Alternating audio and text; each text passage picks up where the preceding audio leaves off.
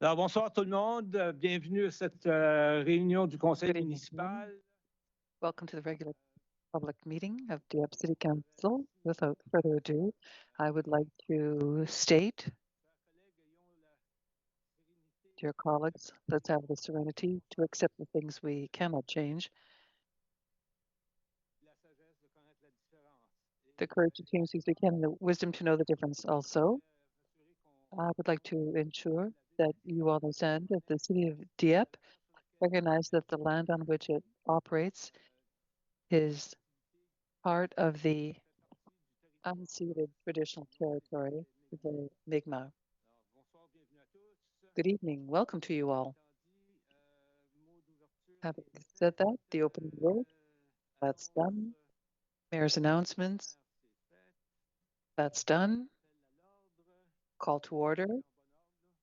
Everyone is in order. You're all dressed and ready to go. Let's move on. We have quorum. Yes, Your Worship. There is someone who's away, but they're on holiday. We all need more holidays, and I'm planning a long one in the future.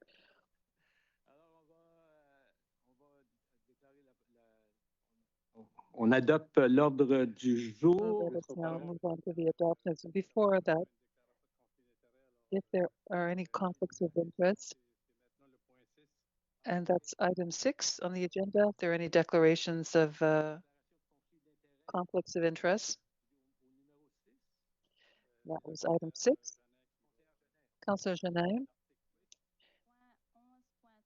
11.3.1, and you will withdraw at that time. Great. Anyone else? Let's move on now with the adoption of the agenda. For, against, moved by Councillor Thibodeau, seconded by Councillor Turgeon-Roy. All those in favor of the resolution will say aye. Against, nay. Now we're in closed session. We have passed the agenda. Presentations, inquiries, and petitions. We begin, as always, with the representative from the RCMP who is with us this evening.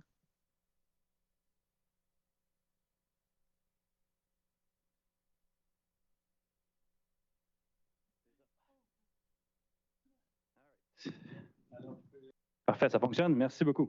It's working great. Thank you.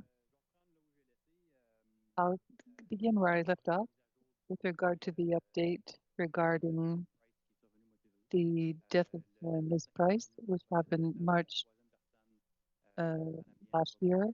Leandre Beaulieu was arrested for the murder of Ms. Price, and she was remanded and scheduled to appear in May for the case against her. March 23rd last, once again, the crime reduction unit here in Kodiak, during a patrol in the Moncton area, recognized Todd Lewis, who was the subject of an emergency alert after escaping the Kodiak jail in 2012. Someone recognized him, and we arrested him, and he now faces additional charges and is scheduled to appear in Moncton Provincial Court on April 14th, so tomorrow. March 27th, last, the Provincial Crime Reduction Unit, with assistance from several Kodiak Specialized Policing Services units in New-Brunswick and the Emergency Response Team ERT in Quebec, the East District Federal Serious and Organized Crime Section executed 5 simultaneous search warrants under Section 11 of the Controlled Drugs and Substances Act in the Moncton area and at a residence in Dieppe. These 5 simultaneous hits allowed us to seize approximately 15 kilograms of illicit substances including fentanyl, cocaine, and methamphetamine, as well as several prohibited firearms.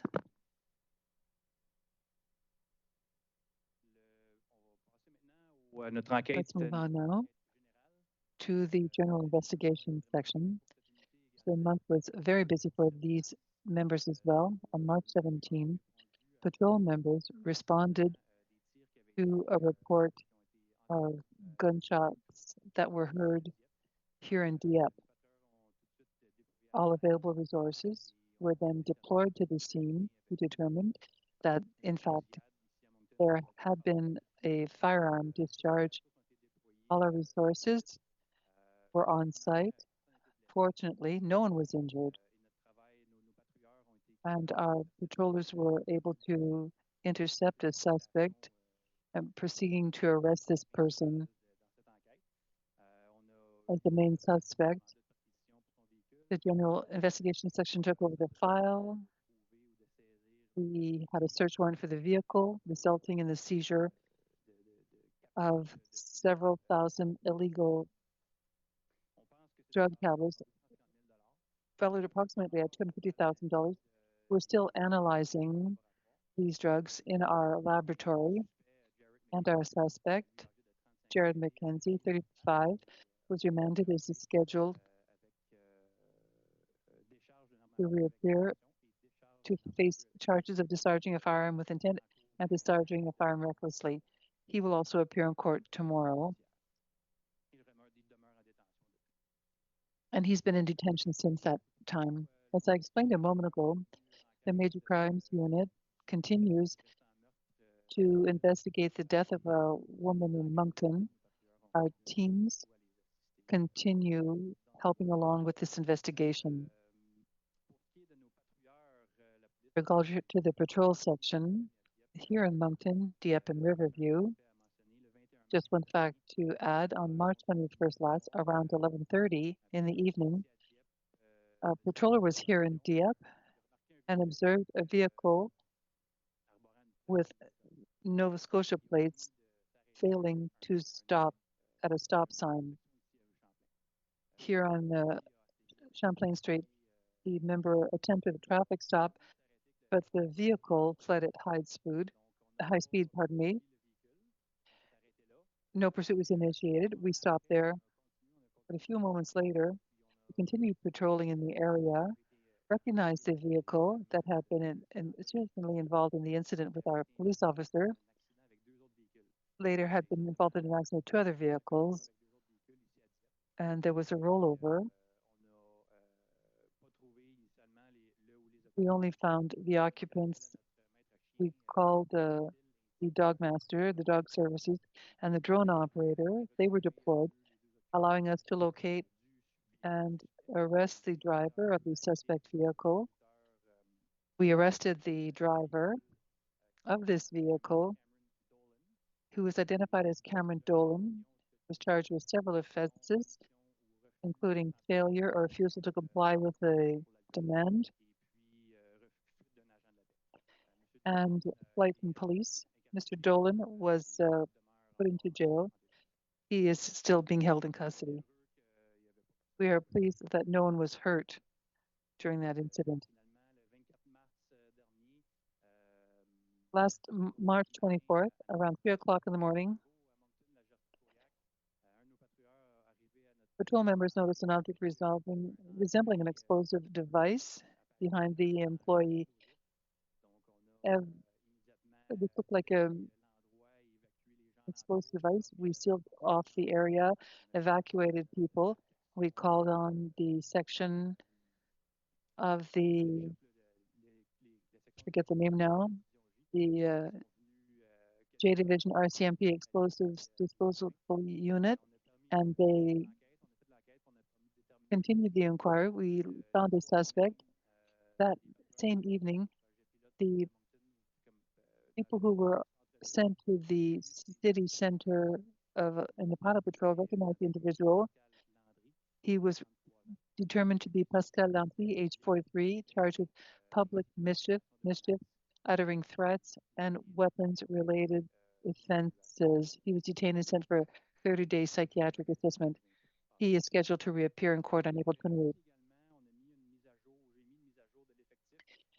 We have a staffing update. Today, our staff positions are, we have 169 budgeted positions. So we have 195 on strength. Thank you. Any questions by members of council?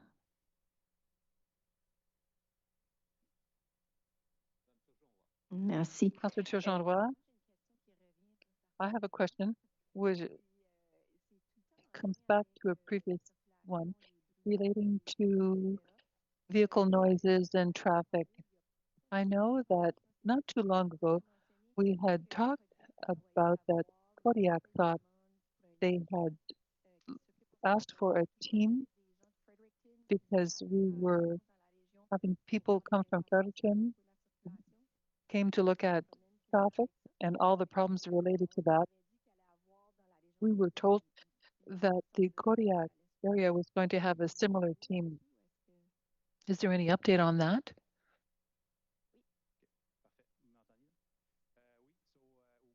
In early May, we have a pilot project which is going to begin with 2 patrol officers. They will only be doing patrol on the highway or on the roads. They will be working together, to 2 police officers in 2 separate vehicles, and that will be their role. They will be patrolling our communities to enforce the Motor Vehicle Act, and they will also be involved in various other operations of a policing nature related to traffic, specifically in areas where we know there are problems. And so, yes, a pilot project is beginning in May. Excellent. Thank you very much. Thank you. Any further questions? Councillor Godbout.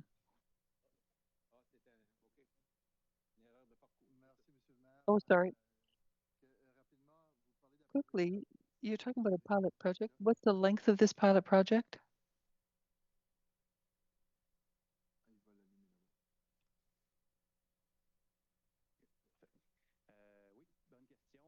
That's a good question. I think it's for a period of 2 months.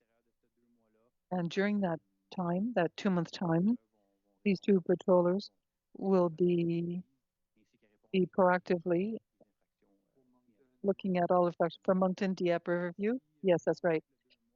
And if I'm mistaken about the 2-month time frame, I'll come back and correct that. So it's going to be assessed. Yes, it's with the data that is going to be collected over the course of those 2 months, which will allow us to have a sample of what could happen if we have a traffic section. Excellent, thank you. Thank you. Councillor Lantang, one of the guys coming to slack off a little.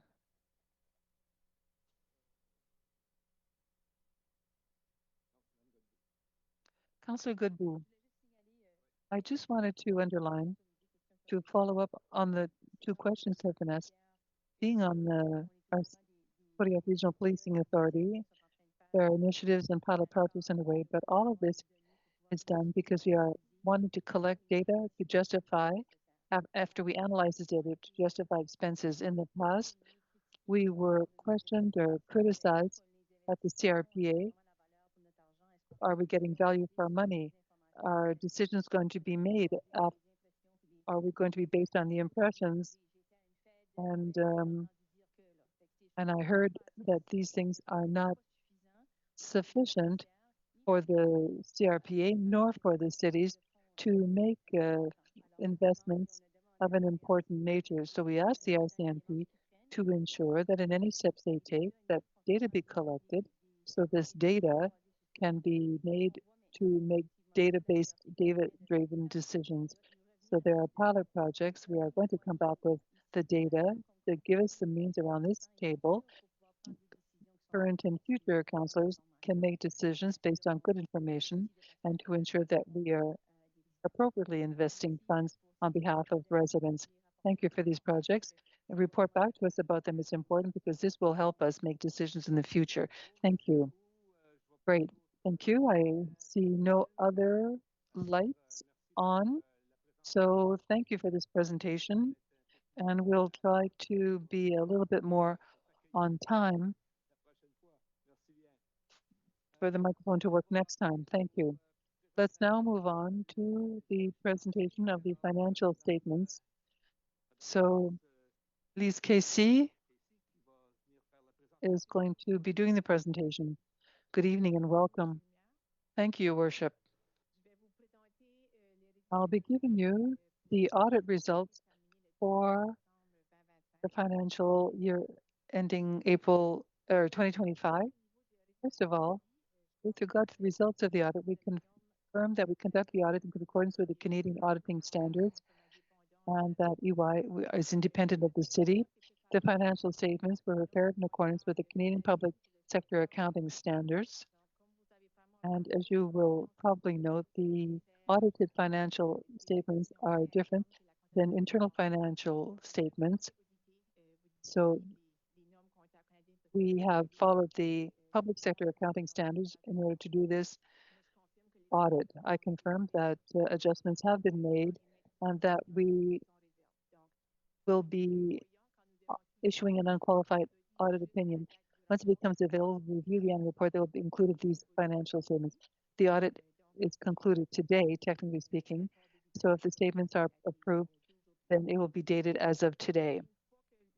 And once the annual report is available, it has to be revised before it is made public. A reminder that the financial statements are consolidated, includes all funds of the city of Dieppe, as well as the operations of Expansion Dieppe and Gestion 1604. Now, with regard to the results, here, the figures that you have in front of you come from your audited financial statements, so they've been adjusted to comply with the public services accounting. With regard to income or revenue, there's tax assessment. So 2025 actual was 77,256,000 compared to 71,000 2024, so an increase of 5 million. With regard to sales of services, mainly water and sewage, the income was 16.1 million, 15.8 previously, another increase there. Contributions to capital investments from other governments, the subsidies received for your projects, the capital projects, we received 15.2 million in 2025 and 10.6 in 2024, an increase in contributions from other governments in the order of $4.6 million. Capital contributions from developers. So once a project is concluded, the developers transfer the value for 2025 was $4.9 million. It was 8.8 million in 2024. Your other revenues for 2025, these are $10 million compared to 8.3. So a total revenue of 123 million, 0.7. So compared to 115.4 in 2024. Now, if you look at your major expenditures, the major ones are in protection services. The actual 21.4 million, an increase of 3.9 million compared to the previous year. Transportation services, actual expenditures 18.9 million compared to 17 million in 2024. Recreation and cultural services, major expenditures 15.4 in 2025. A small increase there of $85,000. General administrative services, the actual of 2025 were 10.9 million. They were at 10.2 in 2024. Your other expenditures were 19.5 million in 2025 and were 18.8 in 2024. So your total expenses, the public sector in 2025, $86.3 million, an increase of $7.35 million.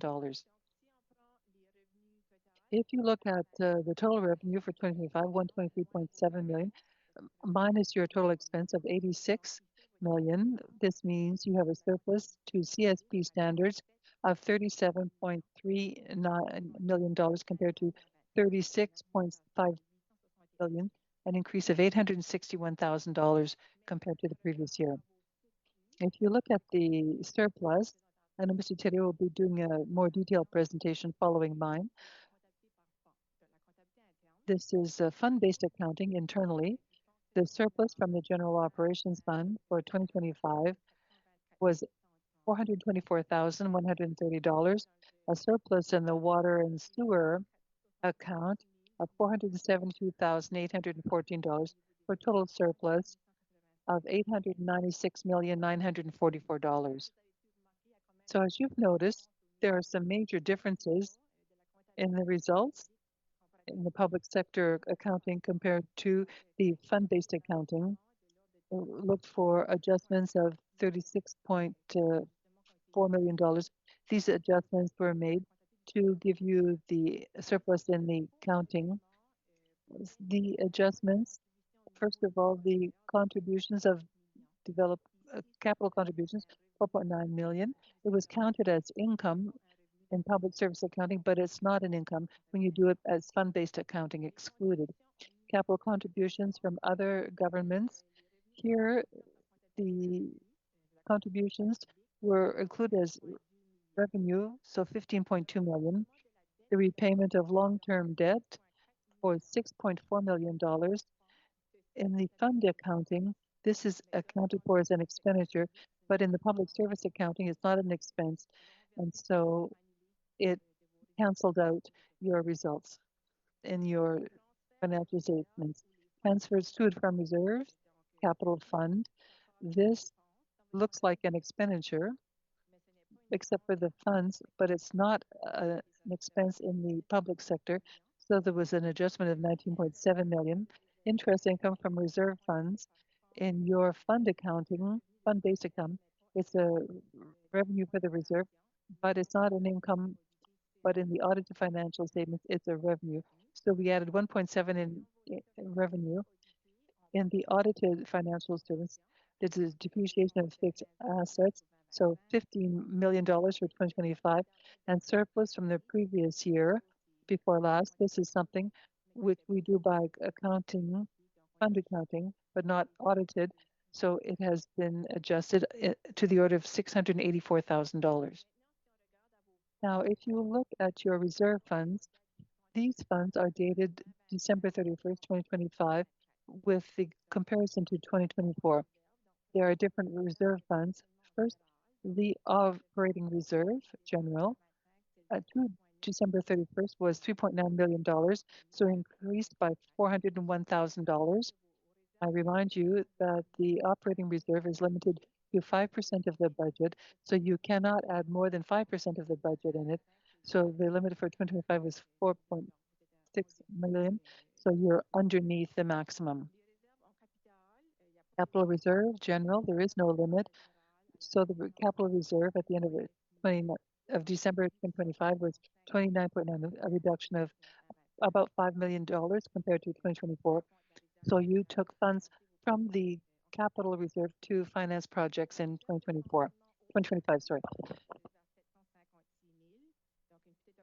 Water and sewer, 756,000, an increase over 2024. Here, this is part of the budget. So it was transferred to that level of $28,000. Capital reserve, water and sewer at the end of December, 5.6 million, a reduction of 376,000.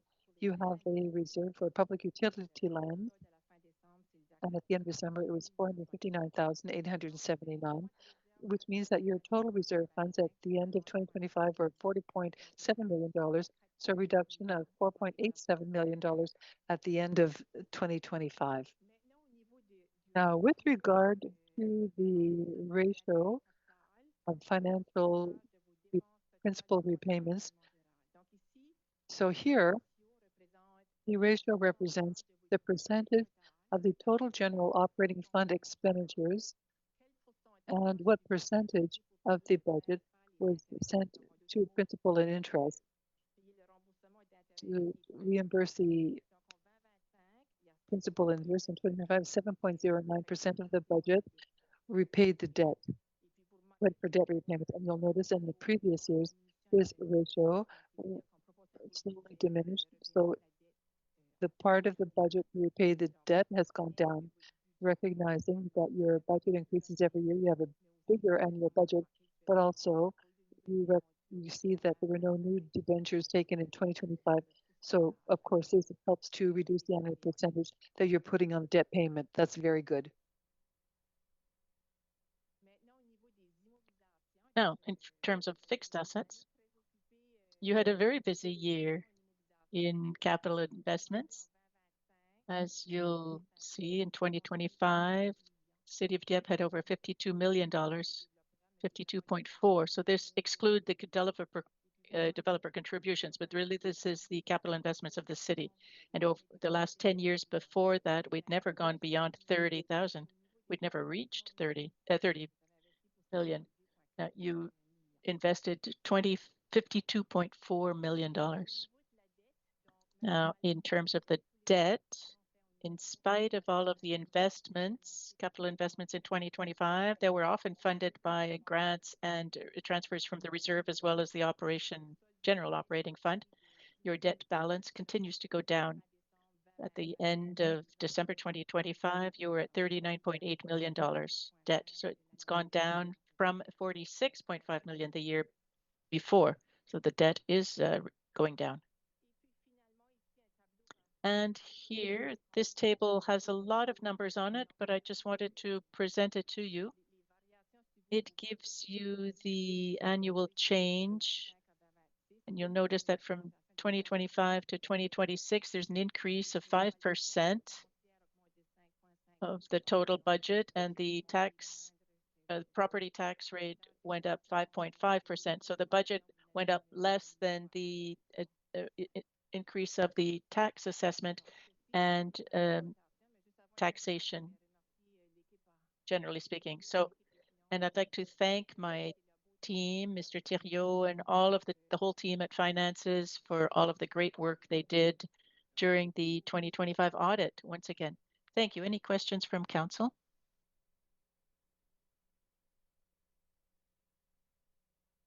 Non, il semble que c'est clair pour tout le monde.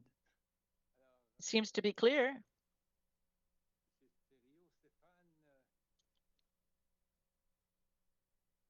Mr. Thériault, Stéphane?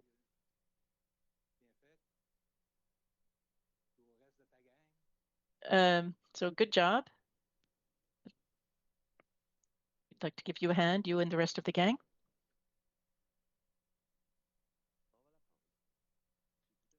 Well, yes. And I was listening. Yeah, I was very focused, but I was listening. Yeah.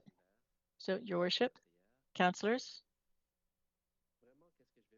what I'm going to present to you today is in two parts. As Ms. Casey just mentioned, I'm going to explain our surplus of 900,000 according to the fund-based accounting.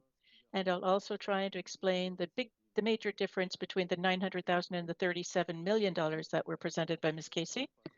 And I did the same thing last year, but I'll use a method that will help people understand a little better. It'll touch home more.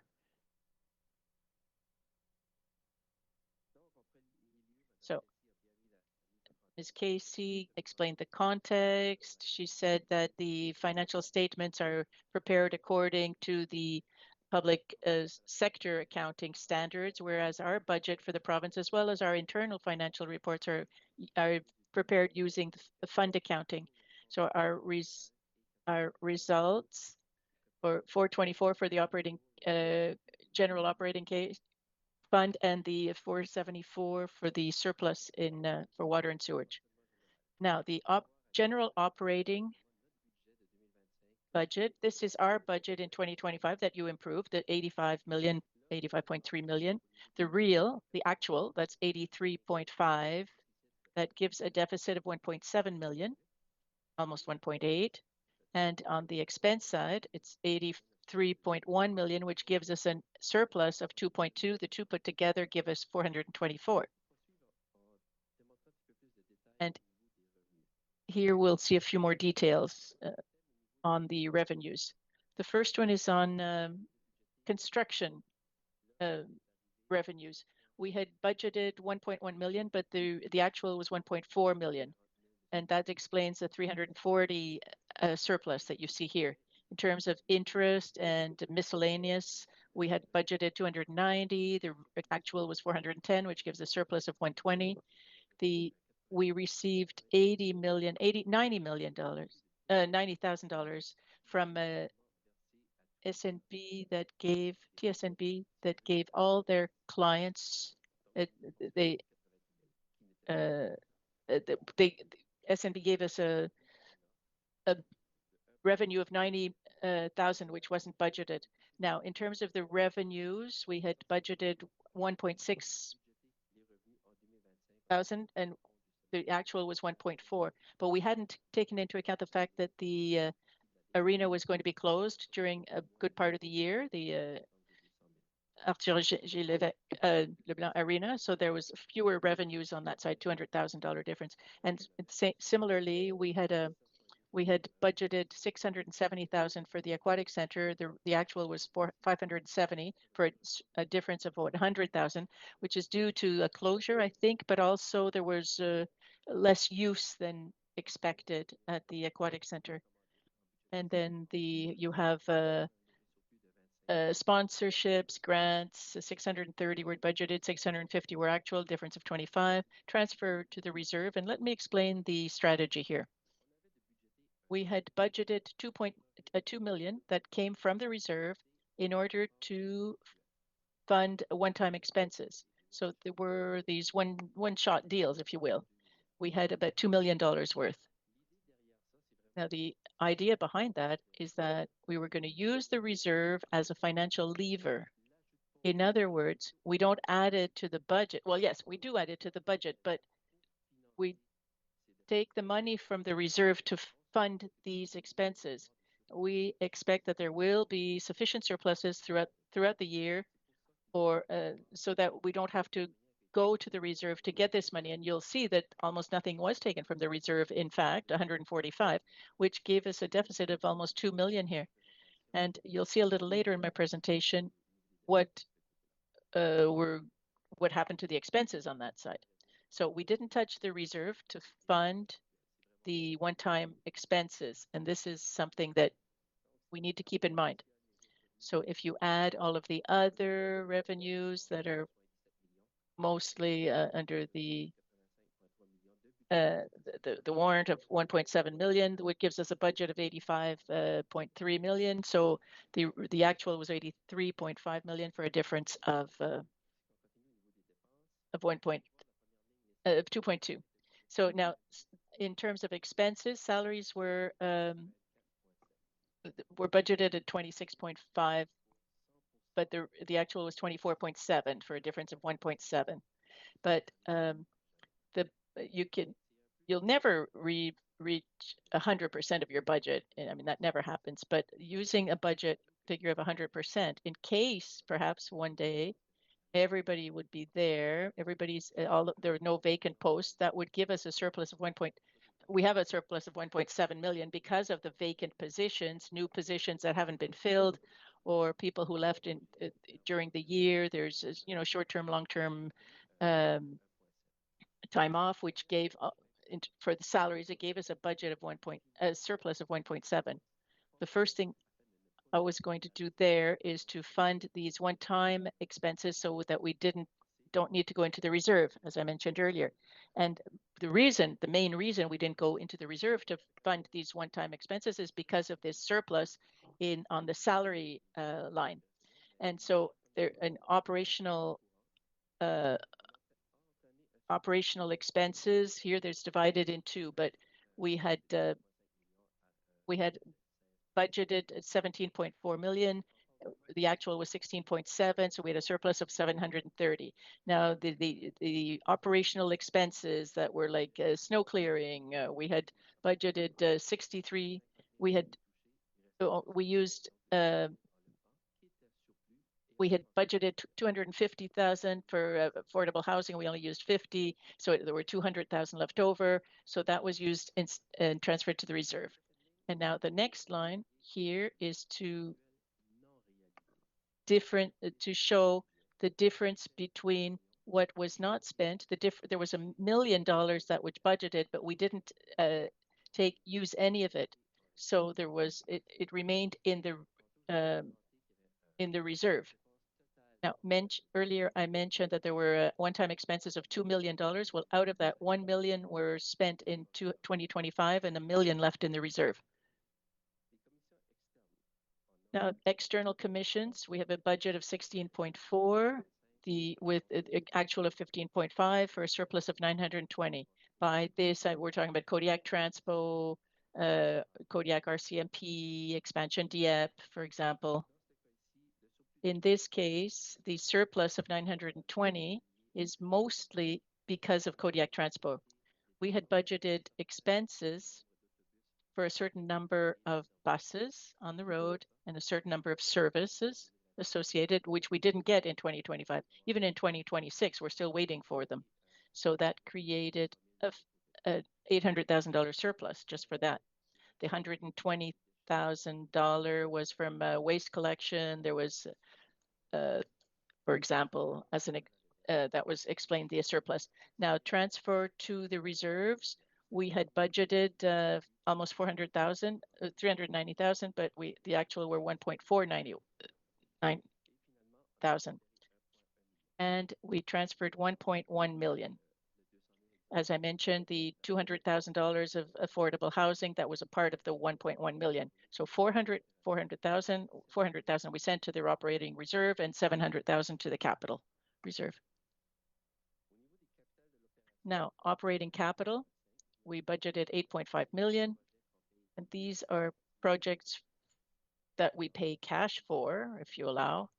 So the general operating budget sends to the capital budget in order to contribute to these capital projects. So you can see we had budgeted 8.4, we spent almost 8.2 for a surplus of 331. And this is because at the end of the year, we didn't know if there was a property that we weren't sure if we were going to buy or not.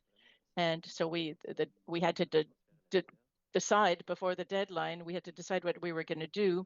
So we were very cautious, and we budgeted as if we were going to purchase this property, but we didn't. So that gave a surplus of $300,000. Now it's a surplus, but it's not lost. We're going to see it in 2027. It's going to come back. And then the operating capital for borrowing. There were two projects that required borrowing. That's for the Ruelle des Trotteurs, Trotteurs Lane, 1 million, and then phase 2 of the aviation of 500,000.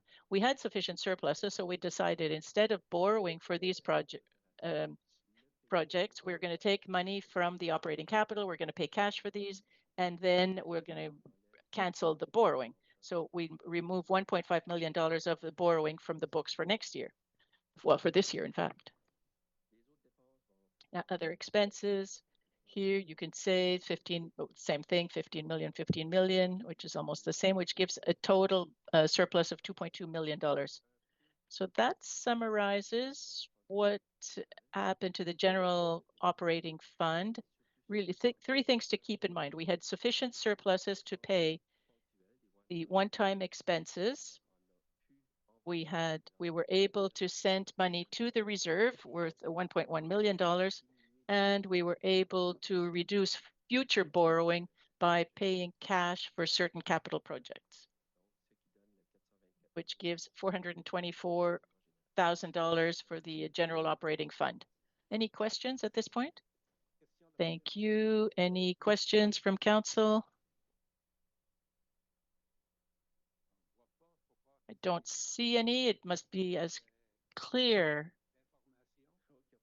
as mud. Yeah, there are a lot of figures here for sure. Thank you.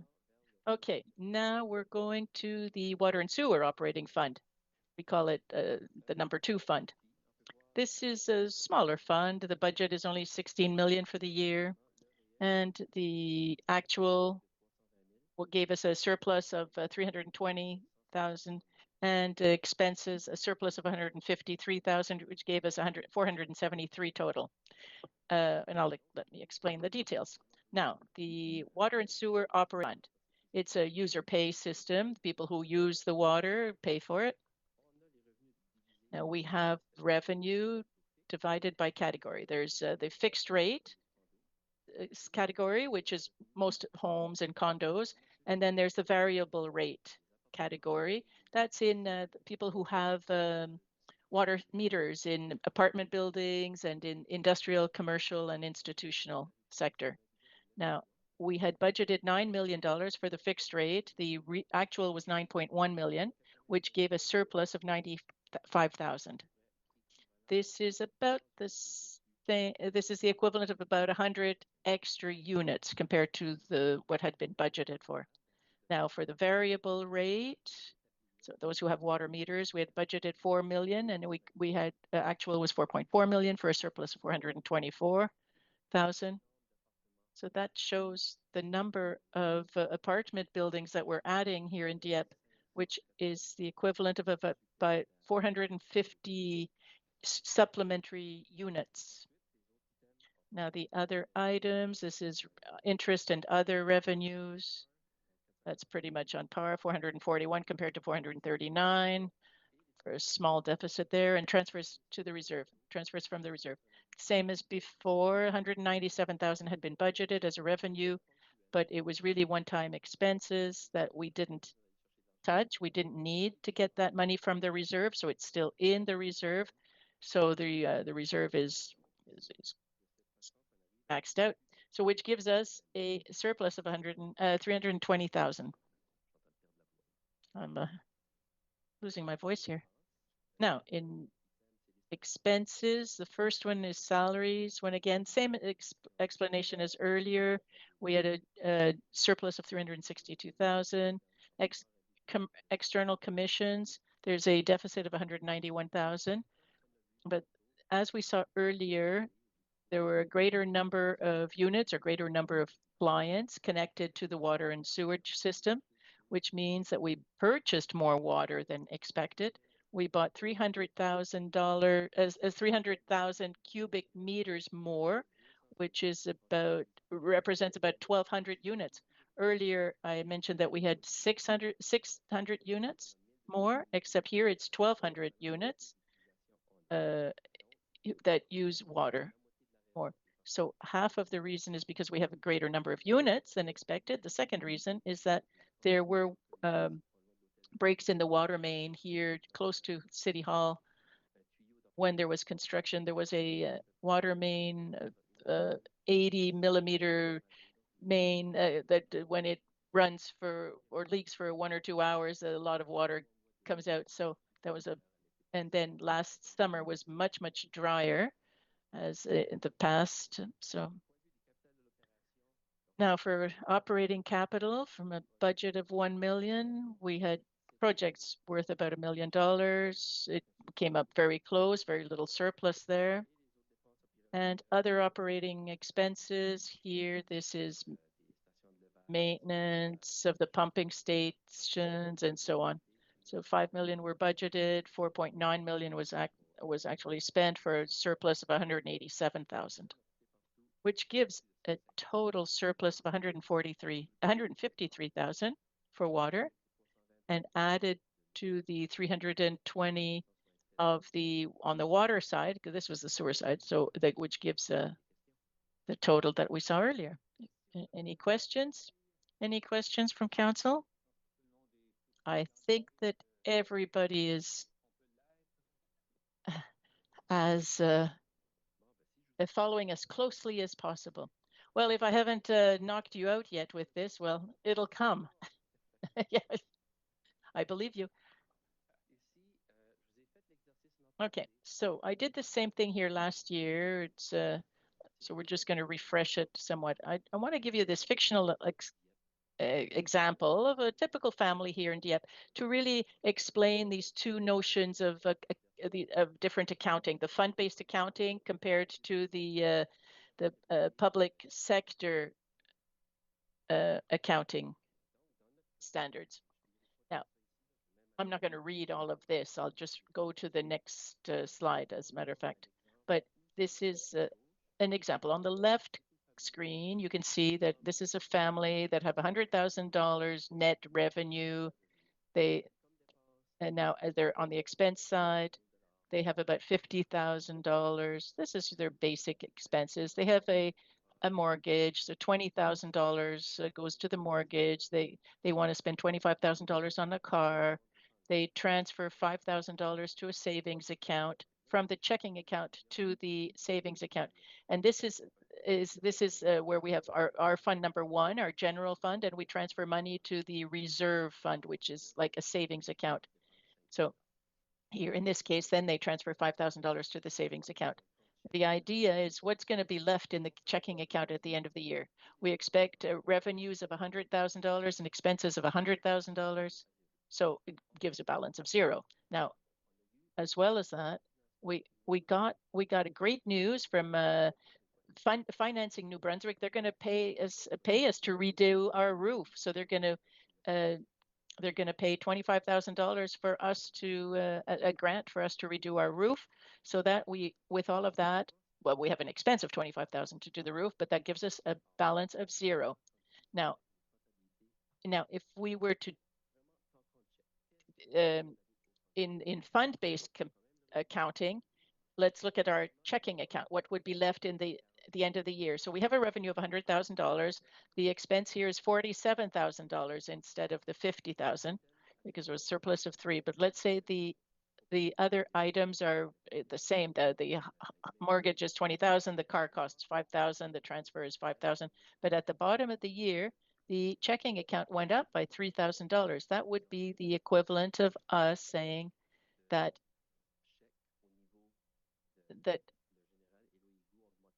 the water and sewer went up $100,000, and that went into our checking account would be the equivalent. On the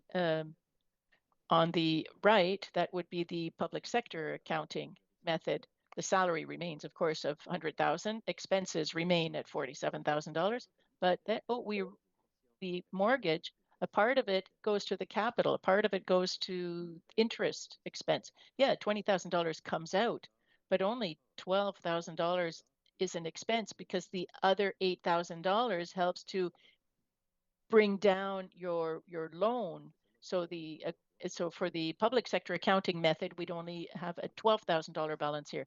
The purchase of a car, well, we're buying an asset. So in the public sector, that's not an expense, that's a purchase of an asset. So there's no impact on revenues or expenses. And the same thing for the transfer to a checking account. In reality, if that you take $5,000 to go from your checking account to your savings account, you still have $5,000, so nothing's changed. So it's a zero in terms of the public sector accounting system. Now for the roof, we bought a roof. But in the public sector, it's not an expense. The other is a revenue, though. You receive $25,000 from the government of New Brunswick in order to redo your roof. So that is a revenue of $25,000, but a zero expense. So that's what happens with our capital projects, because if we rebuild a road for $3 million and we receive $2 million from the government, the revenue is listed at 100% the first year, but the expense is depreciated over 15 or 20 years. So in year one, you have a lot of revenue, but after that, in years 2, 3, 4, and 5, the revenue gets smaller, whereas the expenses are spread out over 20 years. Now, the depreciation of the house, that's an expense in the public sector accounting. And the biggest one here is that they inherited a cottage worth $150,000. It's a revenue for the public sector accounting, but your checking account balance didn't go up, so it doesn't show up in the fund-based accounting, but it does in the public sector accounting.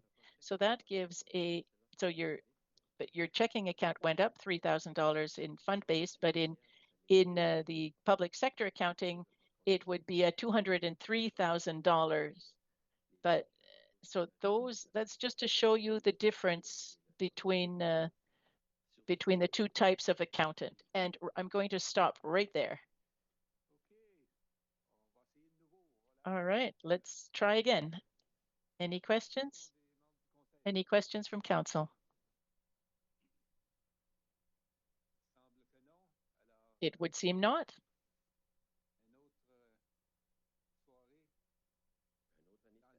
So another evening, another year. Thank you very much. Our next presentation. It's another presentation. Yes, it is.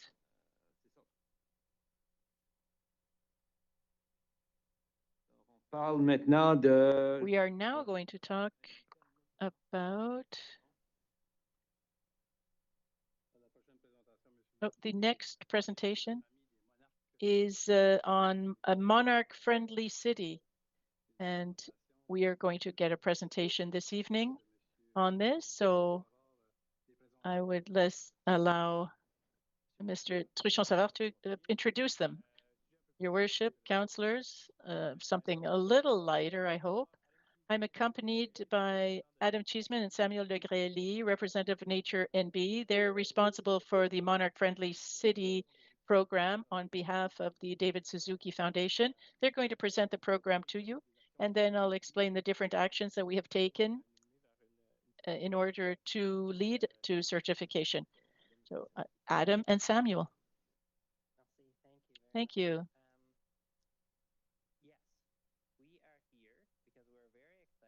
About agenda number 1131. We are here on behalf of Nature NB.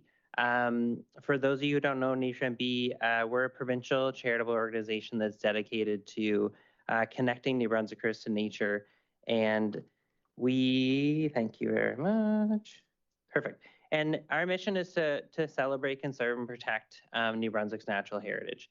And so we do this through a combination of education, networking, and collaboration. And so one of the many kind of facets of our work is working very closely with municipalities who are taking action on various things, including pollinators and monarchs, which we'll talk a little bit about today. So as I mentioned, we work to connect New Brunswickers with nature, and we do this in a variety of ways, from our work with education, where we reach thousands of students each year across the province. We advocate for stronger nature protections in New Brunswick, and we encourage New Brunswickers to get outside and experience nature. And of course, our species at risk work, whether it be helping protect the endangered piping plover on the Acadian coast, or an encouraging group like municipalities such as yourselves to protect pollinators and steward pollinator habitat. And we're really seeing the city of Dieppe take some real strong leadership in this role. So we're very excited to be here today to celebrate some of that and to speak to some of that. So I'll pass it over to my colleague Sam for a few more words. So we're going to talk about the status of the monarch because, as many of you here know, it's a very charismatic species, but it's in fact endangered. So since 2022, so I'm not going to read this whole thing, but je vais changer en français, désolé. Donc, oui, je vais répéter. I'll just repeat this, but in French. The monarch butterfly is endangered species since the according to the provincial act as well as the federal act since the New Brunswick Provincial Species at Risk Act since it's an endangered species since 2022. So the threats to monarchs are numerous: climate change, for example, pesticides. In order to help this species, because monarch butterflies are not the only species, but there are also bees and other butterflies and hummingbirds, for example, that all of this is important to have pollinators to maintain the pollen system. So we want to, if we save the monarchs, we will save the pollinators. And that's why I want to talk about certification here. Monarch preservation means that we have to move at every level. My colleague Adam will tell you how municipal governments can become involved.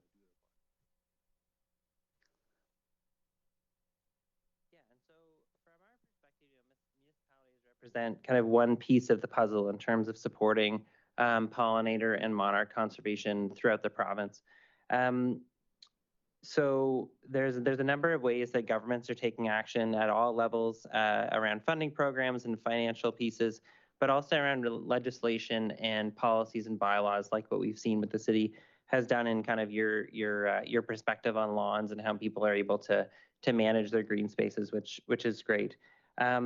We also have a number of universities and researchers that are on board with this work that can help and do help with the development of protocols to help us monitor how different pollinators and how monarch are doing across, not only across the province, but also across the country and elsewhere. And we at Nature NB have been doing this work for a number of years with a number of different researchers and programs.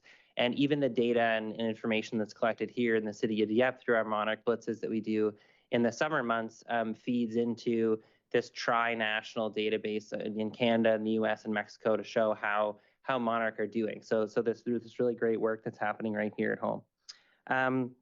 As well, there's a number of conservation organizations, including ours, that are doing really tremendous work in terms of engaging the public and bringing the community into this as well.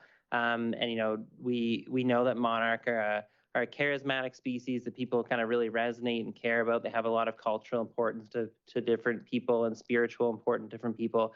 And so we're able to see a real coming together of people to celebrate the monarch and celebrate other pollinators, and this creates action at the kind of community level and the municipal level, but also in our own backyards in terms of what we're seeing and what we're helping to promote. Yeah, I'll pass it back over. Donc, pour faire une différence pour la biodiversité, les municipalités peuvent adopter des programmes to make a difference in biodiversity, you can have certified monarch habitat.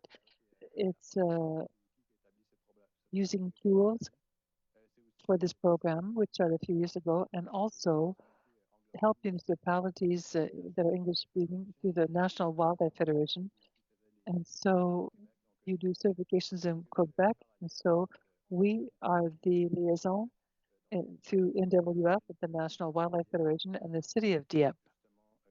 And so I'll move it back to Alexandre because the city of Dieppe has certified as a monarch-friendly city, has been presented to the mayor. So it's just a question of voting and to issue the certificate and to become officially linked with the city. Thank you. So quickly, I won't go through all the details that we have begun, but there are 24 actions that we looked at on various levels of certification as well. So we looked at all the initiatives that have taken place. So first of all, you have the green bylaw, the lawn bylaw. You have helped Nature NB, Friends of Nature, with distribution of milkweed and native plants to support the monarch. So the city of Dieppe fill 15 of the actions, which give it certification at the silver level, which is a great thing. The resolution being presented tonight is one of the options to be added to this list. So we engage to continue the monarch in the municipal policies through our approach of planning ecologically in urban planning, and also pursue other initiatives for green spaces in our parks. So this is the resolution that we're presenting this evening at 11.1.3. And we're ready to listen to questions if you have any. Thank you. Council members?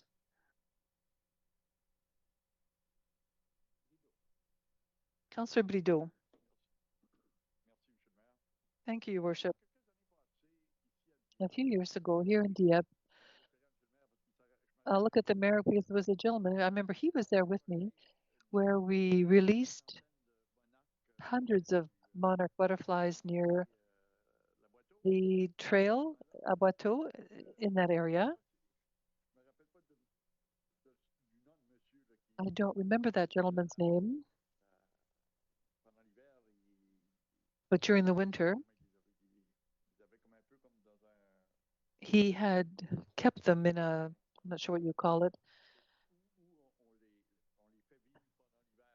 So they were kept alive during the winter in a space that was appropriate for them. It was really interesting because it was the first time for me ever seeing what the quality and the beauty of a monarch was. And I'm 100% in agreement with following this destiny to save monarchs as much as possible. I just simply wanted to make that comment while you're here. It was very interesting and very instructive. So thank you. Thank you. Was it Real Viano? Does that name mean anything to you? He's a member of the Friends of Nature. He's very well known for his involvement with monarch. He captures the larvae and makes sure that they turn into butterflies. He had contributed to the release once we had unveiled the statue there. I think if we're talking about the same person. Councillor Turgeon-Roy. Thank you, Your Worship. Alexandra, congratulations for all the initiatives and great ones since you have arrived here at the city. With regard to the monarch butterfly, you said we received certification at the silver level, did you say? So I wanted to say congratulations. What does it take to get to gold? What's the difference? If you want to qualify for gold, you have to complete all 24 actions that are presented in the plan. This includes major actions, passing a bylaw, promoting differentiated mowing. So these are things that we are working on in the long term. And the council could look at some of these matters to see if you want to go in that direction. But for the time being, it's a good way of recognizing the major political decisions that have allowed us to celebrate the monarch. Great, thank you. If there are no further questions, thank you very much for the work that you're doing.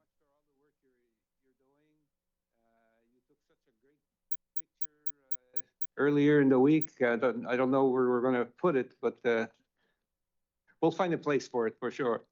J'aimerais aussi féliciter la ville de Dieppe pour leurs efforts, justement. Donc, merci. Congratulations to the city of Dieppe for your own efforts.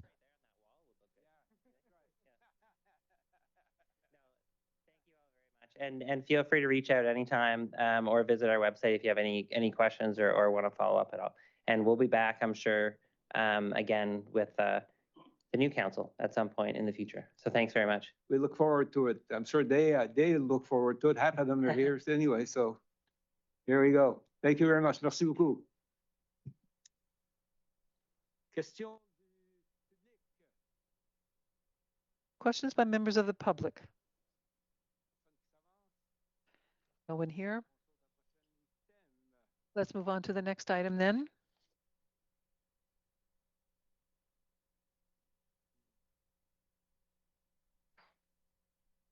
The personne de l'extérieur qui No one from outside? We received no questions? No, we had no request, Your Worship. Okay. Let's move on to item 10 and the adoption of minutes.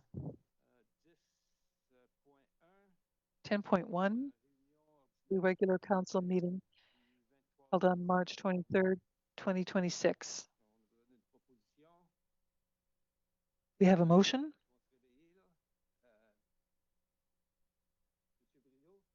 Councillor Brideau, and then Councillor Godbout. Councillor Godbout seconds the resolution on the question. No questions. All those in favor will say aye. Against nay. The resolution passes as presented.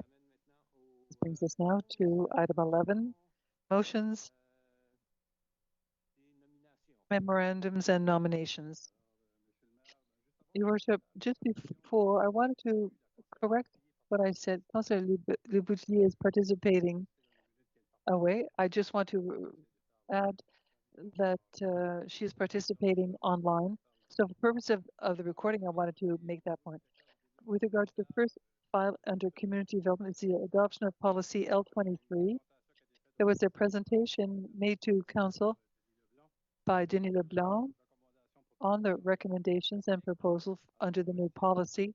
So basically, this policy is what's being asked of you this evening to repeal 4 policies. We put it under a overall policy to work together.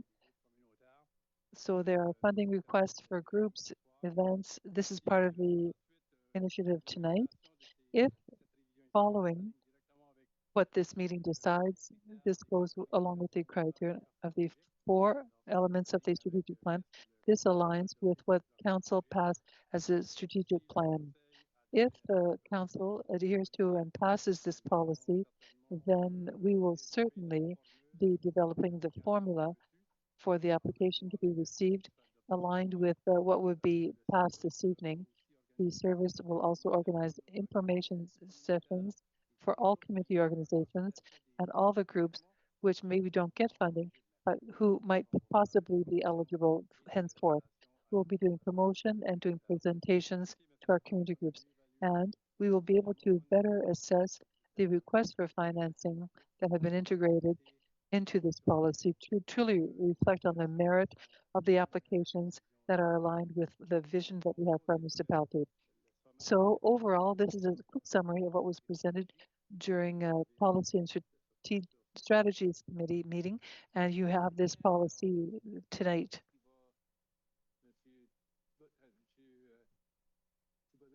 Councillor Thibodeau, who will read the resolution. Thank you, Worship.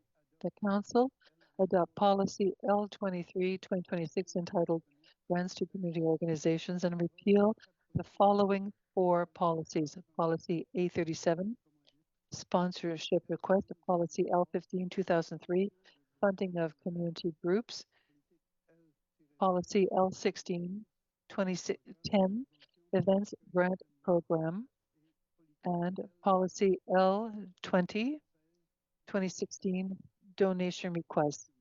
I so move, Your Worship. Thank you. Moved by Councillor Thibodeau, seconded by Councillor Genet on the question.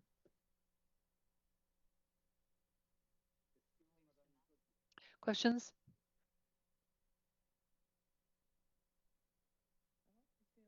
Yes, thank you.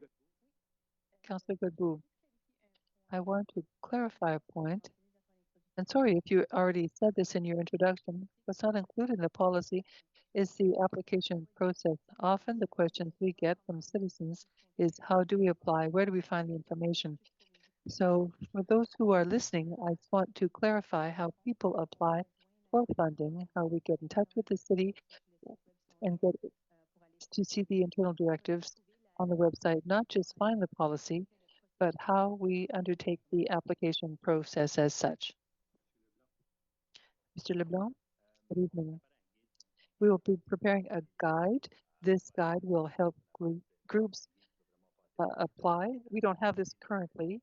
It will guide organizations to be able to make the application. On our website, we have a section that talks about grants and funding. And in the last while, we've tried to explain, you apply here, if you go here, if you apply for this, you go there.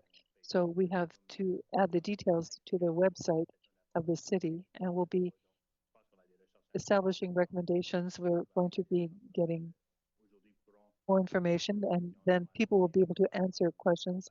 We'll be informing them. We can do one-on-one and help them how to get grants.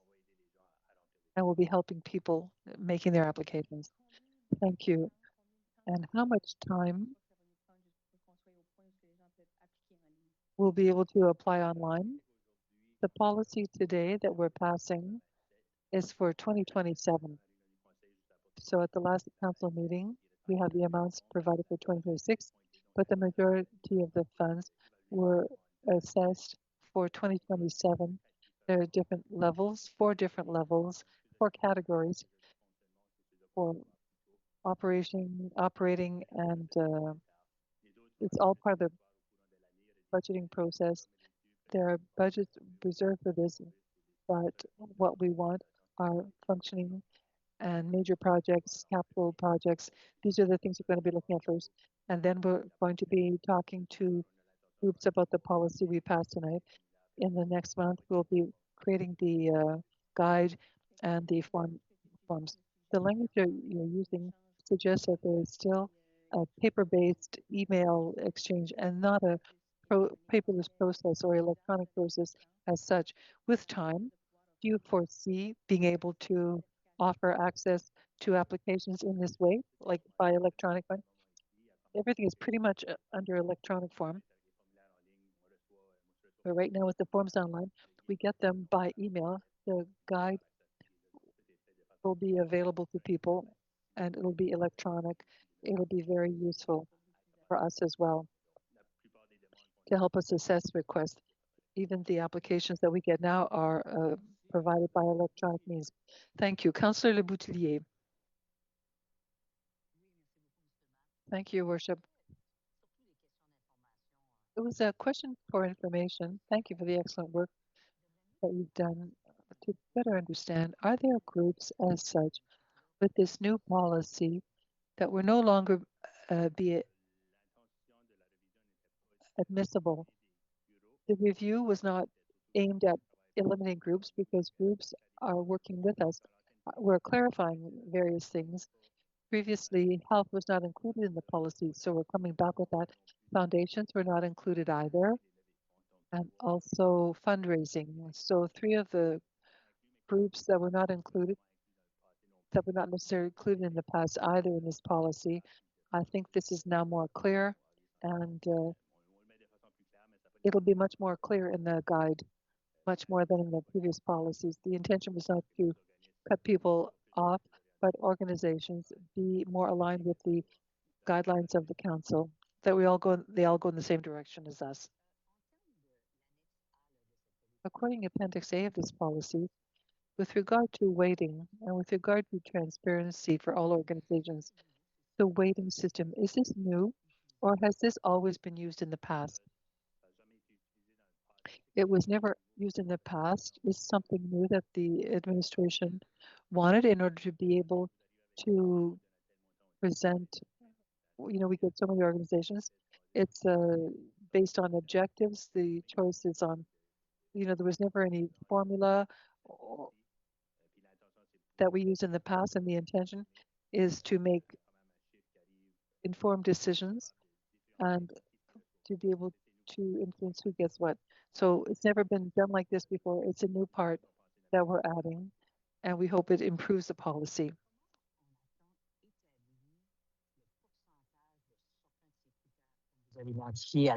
How will you take into account the various percentages? So we give this 30% and another thing 30%. Is it based on what other municipalities do? How do you come up with the idea? It's a micro grant. How do you justify these changes? We used various approaches. It's a discussion of a working group within administration. We looked at many existing policies, about 10 of them that exist throughout Canada. And we also looked at current requests and tried to see if we could look at the amounts. So the current applications, what we had today, and the policies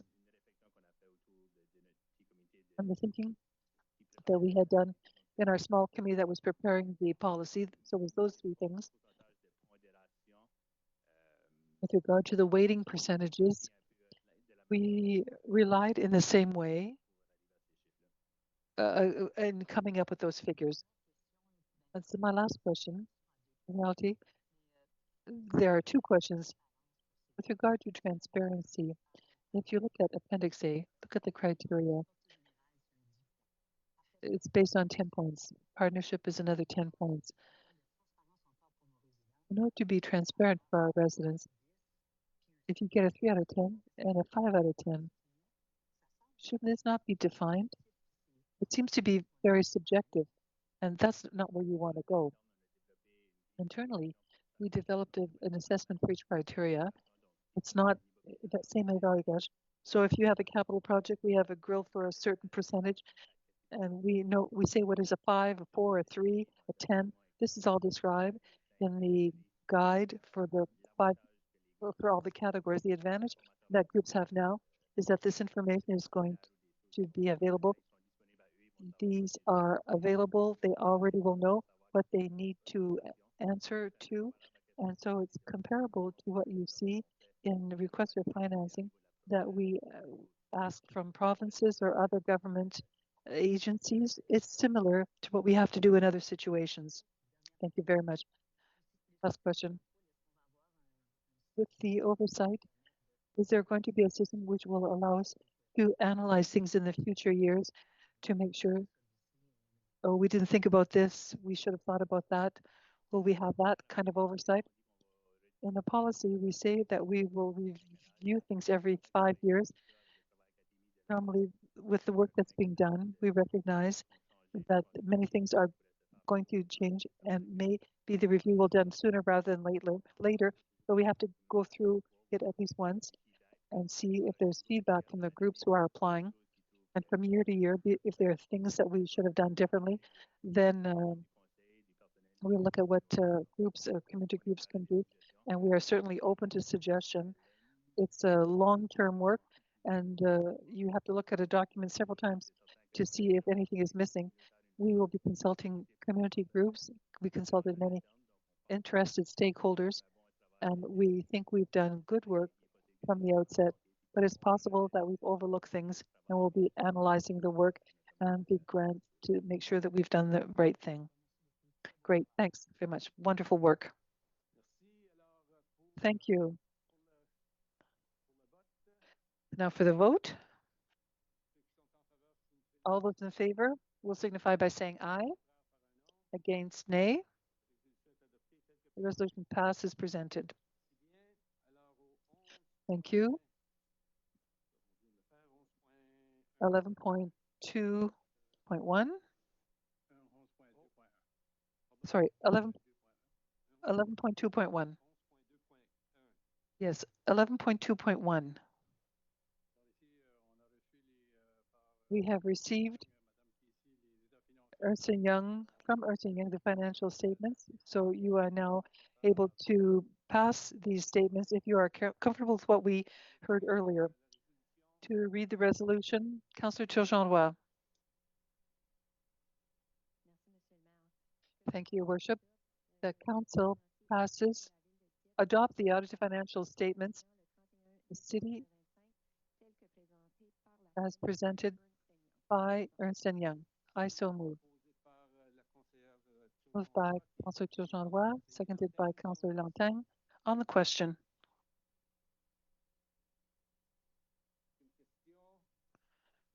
Question, all those in favor of the resolution will signify by saying aye. Against, nay. The resolution is carried as presented. Thank you very much. With regard to the financial statements for 2025, we've just done that. The next item, environmental management, 11.3.1. So added to the minutes. Councillor Genet is excluded from this discussion and vote. She said that she was in a situation of conflict of interest. You heard our guests earlier this evening. You have the resolution here if you feel comfortable going forward with this initiative. If it is your wish to pass it. To read the resolution.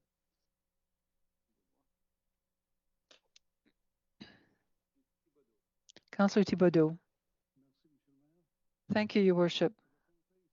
The Council commit to continuing and strengthening its actions in support of biodiversity with an emphasis on the protection and development of habitats for pollinators, including the monarch butterfly. The Council be guided by this vision in the development, implementation, and review of internal policies, municipal bylaws, and urban planning. Thank you. Moved by Councillor Guillermo and seconded by Councillor Turgeon-Roy on the question. There are no questions. All those in favor of the resolution will say aye. Against nay. The resolution is carried as presented.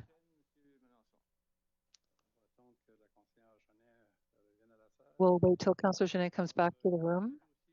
The next file is the Société Nationale de l'Acadie asking for a they have a strategy for Francophone immigration in Atlantic Canada. As you know, the federal government reduced the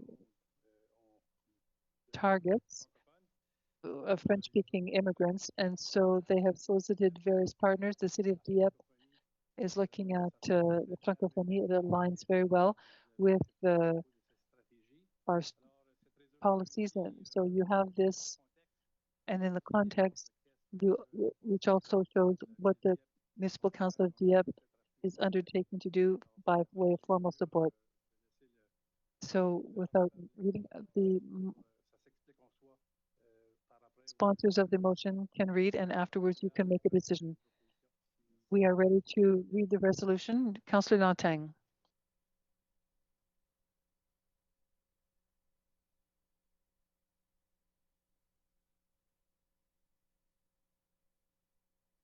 Nothing. Councillor Lantang. Sorry, thank you, Your Worship. I have the corrected version here. Whereas the Société Nationale de l'Acadie and the Centre d'accueil de l'accompagnement francophone des immigrants du Sud-Est du New-Brunswick, CAFI, are seeking the support of the City of Dieppe to sustain regional coordination of francophone immigration and the delivery of settlement services. Whereas the City of Dieppe is implementing its strategic plan, its immigration strategy, and its strategy for the vitality of the French language, which notably converge toward the attraction, integration, and retention of French-speaking newcomers. Whereas the information brought to the attention of the city indicates that funding uncertainty is weakening service planning and continuity, creating a misalignment between Francophone immigration objectives and actual on-the-ground capacity.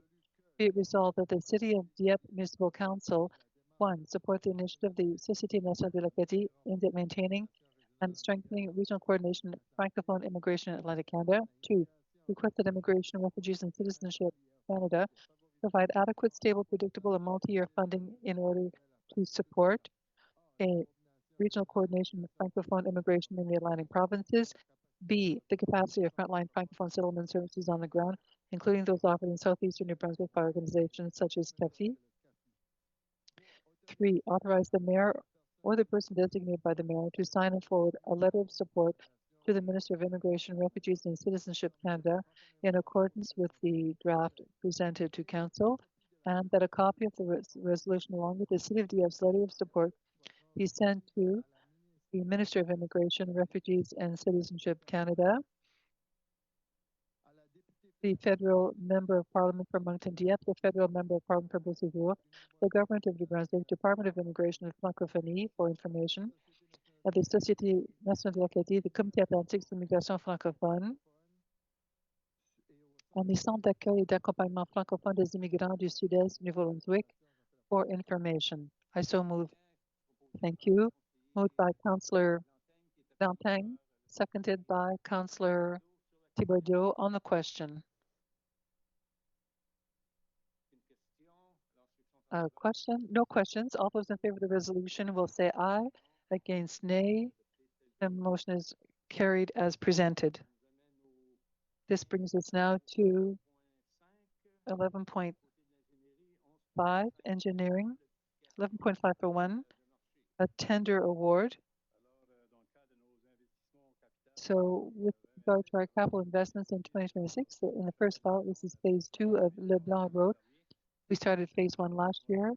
This was an undertaking to the people in this neighborhood that we complete the project over 2 years. You have in front of you the recommendation. We have done a tender call. We received 6 replies. That was excellent. So this project includes phase 2 of Le Blanc Road and part of the trail which connects to Dieppe Boulevard on Belfort Street. So the awardee is Le Blanc Road Construction, and of $1.9 million plus HST authorized EXP services to indicate the engineering at the cost of $130,000 for approval this evening and to proceed with the project. To read this, Councillor Brideau. Thank you, Your Worship. That Council award the tender for the project entitled LeBlanc Road Reconstruction Phase 2 to the lowest bidder, Modern Construction 1983 Limited, at the cost of $1,935,850.50 plus HST, and authorize EXP Services Inc. to undertake the engineering services relating to said project at the cost of $130,000 plus HST, and further authorize these expenditures to be defrayed from account number 3-3-35-58-7679, General Capital Budget, LeBlanc Road, Reconstruction, Phase 2. I so move, Your Worship. Thank you. Moved by Councillor Brideau, seconded by Councillor Genet. On the question.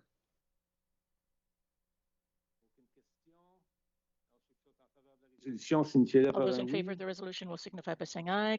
Contrary, nay. It's carried as presented. Next resolution, Mr. Melanson. The next construction project will be the Thomas Street realignment. That Thomas Street is going to reconnect up to Gauvin Street, and there'll be connections with future roads as soon as Blanchard Road and two others, I forget the names. So you see that there was a tender here, five bids were received. But what I'd like to point out is that there was some extra work that was added to the project on Thomas Street. There were, because of the connections and new roads that have to be connected up. This hadn't been identified at the beginning, but it will be a part of the project and is a part of the recommendation. And so we recommend that this tender be awarded to Birch Hill Construction Limited at the cost of $3,369,976 plus HST, and engineering services would go to EXP services for at the cost of $291,000. There's also transfers from the reserve that will be read here. And so we recommend that moving forward with this contract in order to help towards the realignment of Thomas Street to the roundabout on Gauvin Street. So this will be the last phase of the project in this part of the roundabout on Gauvin Street and the improvements in the area. We need a mover and a seconder. Yeah, mover. Okay. Councillor Jeannin will move. Councillor Turgeon-Roy seconds the motion. And then we need to read the resolution. Thank you, Your Worship. That Council award the tender for the project entitled Thomas Street Realignment to the lowest bidder, Birch Hill Construction Limited, at the cost of $3,369,976 plus HST. Authorize EXP Services, Inc.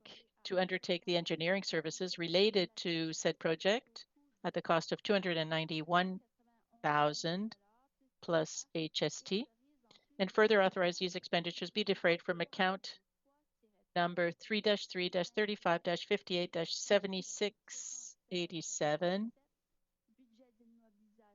General Capital Budget, Thomas Street Realignment, Phase 3, and account number 4-3-90-58-7687, Water and Sewer Capital Budget, Thomas Street Realignment, Phase 3.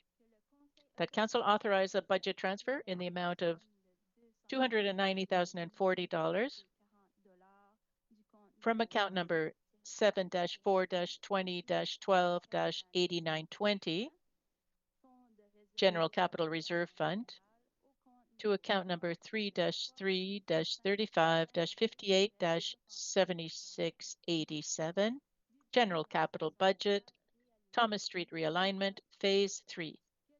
that council authorize a budget transfer in the amount of $203,960 from account number 7-4-20-12-8940, Water and Sewer Capital Reserve Fund, to account number 4-3-90-58-7687, Water and Sewer Capital Budget, Thomas Street Realignment, Phase 3.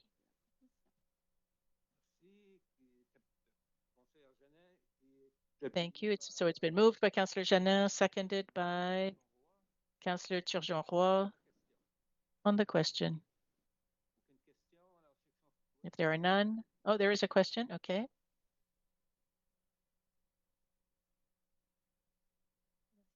Thank you. I just wanted to clarify here. I don't want to get lost in the figures here.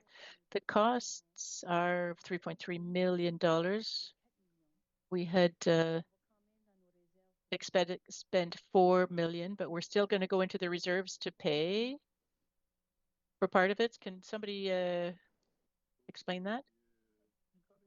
Mr. Thériault? No, Mr. Cormier. Just, yeah. I need to reconcile this because I need to understand correctly before I vote. Yeah, the 4 million was the estimate from EXP engineers. So we budgeted what was estimated. Well, what we budgeted was a little more, less than the 3.4 million, but the company did the design and they saw that it would be, or their estimate was about 4 million. But the tender, the call for tenders came in below that their estimate.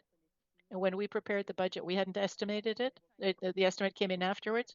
So it's a question of timing, the order in which things were done. Yeah, they did the design work and then they put a figure on it. Okay, I'm just trying to reconcile all of this in all of the documents that we received to see the timing of each of these activities. Yeah, at budget, we received the figures in September. The design was done in January 2026. So that's the difference. That's sometimes we have a surprise. All those in favor of the resolution will signify by saying aye then. Contrary, nay. And it's carried as presented. Next item, Mr. Melançon. Here we're talking about the reconstruction of Saint-Thérèse Street, Phase 2. We received 5 bids for Phase 2. And this is between Acadie Street right up to Notre Dame and also right along the tennis courts. We received 5 bids. And Phase 2 is in 2 parts. The first section around by Notre Dame Street to be finished before the 15th of August 15th and YQM Festival. That's the objective here, if the weather cooperates, of course. And then we're going to continue the phase towards Acadie Street in order to finish up on the Saint-Thérèse reconstruction project. So we received 5 bids. We recommend Birch Hill Construction at the cost of $3,199,263 plus HST, and authorize engineering services to Englobe Corp for $336,000. And that's the recommendation this evening. Thank you. Who would like to read it? Councillor Thériault, thank you. Councillor Brideau, I think people along Saint-Thérèse Street are going to be really happy to see a street that's going to become reasonable. That council award the tender for the project entitled Saint-Thérèse Street Reconstruction Phase 2 to the lowest bidder, Birch Hill Construction Limited, at the cost of $3,199,263 plus HST. Authorize the amount of $336,000 plus HST to Englobe Corp for engineering services relating to said project, and further authorize that these expenditures be defrayed from account number 3-3-35-58-7686, General Capital Budget, Saint-Thérèse Street Reconstruction, Phase 2, and from account number 4-3-90-58-7686, Water and Sewer Capital Budget, Saint-Thérèse Street Reconstruction, Phase 2. And I so move, Your Worship. Okay, moved by Councillor Brideau, seconded by Councillor Lantaigne on the question.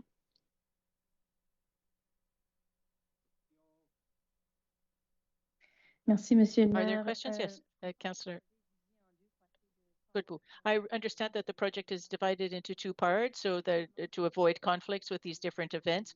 What kind of leeway do we have if we have a really rainy summer, for example? How flexible are we in the dates? Are we very cautious or are we taking risks here? Mr. Cormier, yeah, good question. We do have a certain leeway. So if we see that things are slow or if we have a really wet summer, well, we're gonna ask the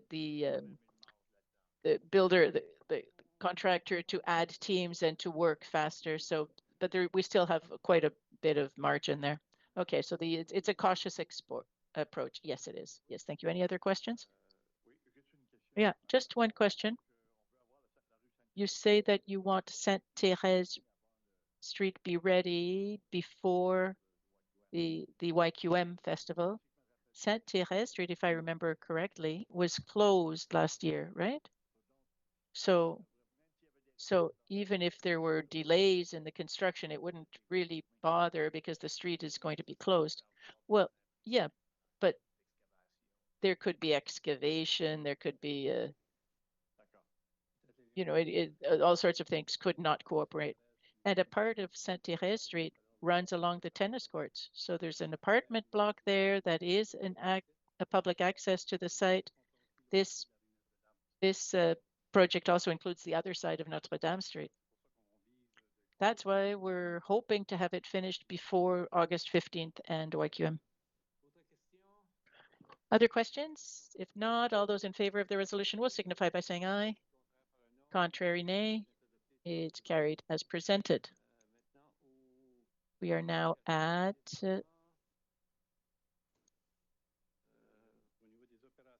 operations. We're at operations 11.6.1.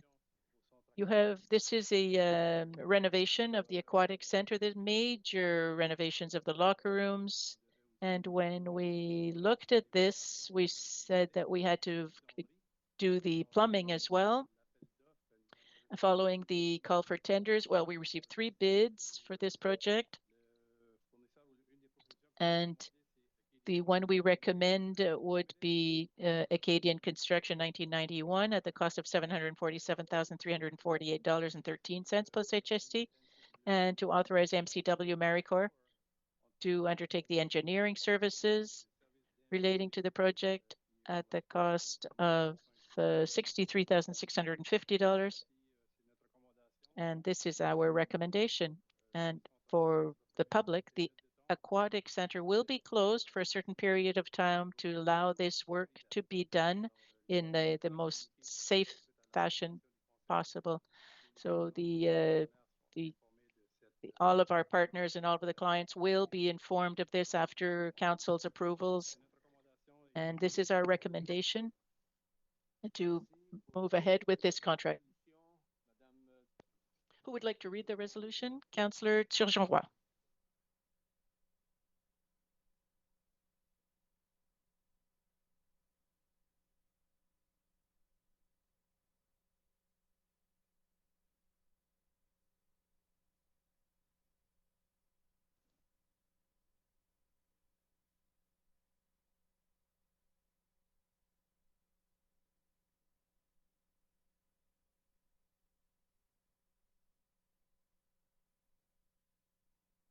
The interpreter is sorry, she cannot hear Councillor Turgeon-Roy.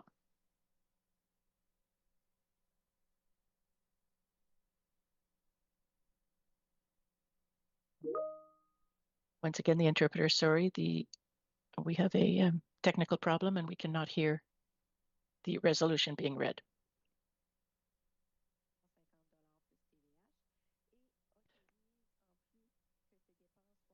And that council authorize that this be defrayed from account number 3-3-30-12-7609, General Capital Budget Renovation Aquatic Center, and that council authorize a budget transfer in the amount of 850,000 from account number 7-4-20-12-8920, General Capital Reserve Fund, to account number 3-3-30-12-7609, General Capital Budget, Renovation, Aquatic Center.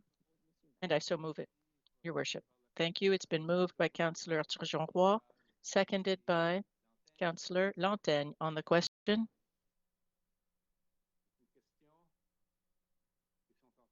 all those in favor of the resolution will signify by saying aye. Contrary, nay. It's carried as presented. Now we're at 12.1. No, Your Worship. You were at 11.7, Planning and Development. Oh, sorry about that. So this is a PAC recommendation on the Barriot subdivision, which is on Chartersville Street. And this is only to identify the location of lands for public purposes for this subdivision. You'll remember that we had received a rezoning application that was not agreed to by, it was not adopted by council. And so we need to set aside lands for public purposes in this subdivision. And we're asking for your approval this evening. Thank you. Who would like to read the resolution? Councillor Thibodeau.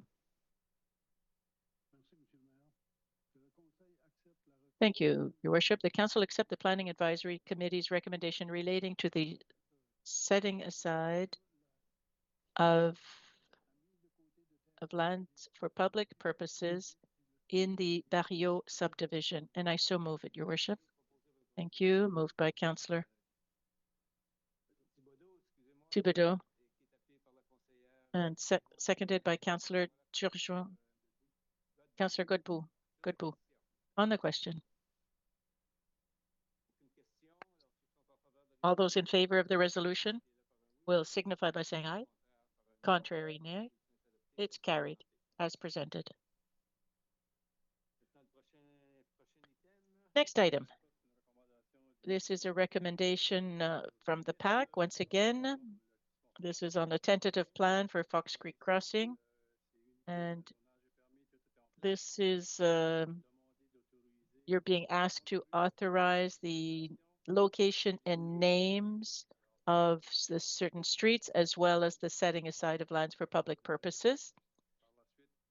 And then the subdevelopment plan can be implemented and adopted. And this is for your support this evening. And we have names that are very, very local. So this is this adds an additional flavor to our subdivision. So the place name committee, the toponymy committee did a great job on this. And the public is going to be very happy of this. So who would like to read the resolution? Councillor Turgeon-Roy. Thank you, Your Worship. That Council accept the Planning Advisory Committee's recommendation relating to the acceptance of the Fox Creek Crossing Unit 1 and Fox Creek Village Unit 3 subdivision's tentative plan, which provides for the location and the names of Voyageur, Dame d'Acadie, Pêcheur, Constellation, Compteur, Yvonne, and Caleb streets, as well as the setting aside of lands for public purposes. And I so move. Thank you. It's been moved by Councillor Turgeon-Roy, seconded by Councillor Brideau. On the question. If there are none, all those in favor of the resolution will signify by saying aye. Contrary, nay. It's carried as presented. Next item. Your Worship, this is bylaw Z-3 that we need to read the summary of, and reading by title only for final approval on subdivision of lands. Who would like to read the resolution? Councillor Godbout. Thank you, Your Worship. By summary reading of bylaw Z-3 2026, a bylaw respecting the subdivision of land in the city of Dieppe. purpose of this draft bylaw is to remove the technical standards for the construction of streets and services, which have been adopted separately by council. It also provides that streets in new subdivisions in the former LSDs of Greater Lakeborn, Meadowbrook, and Scooduk must be built with the requirements of the New Brunswick Department of Transportation and Infrastructure.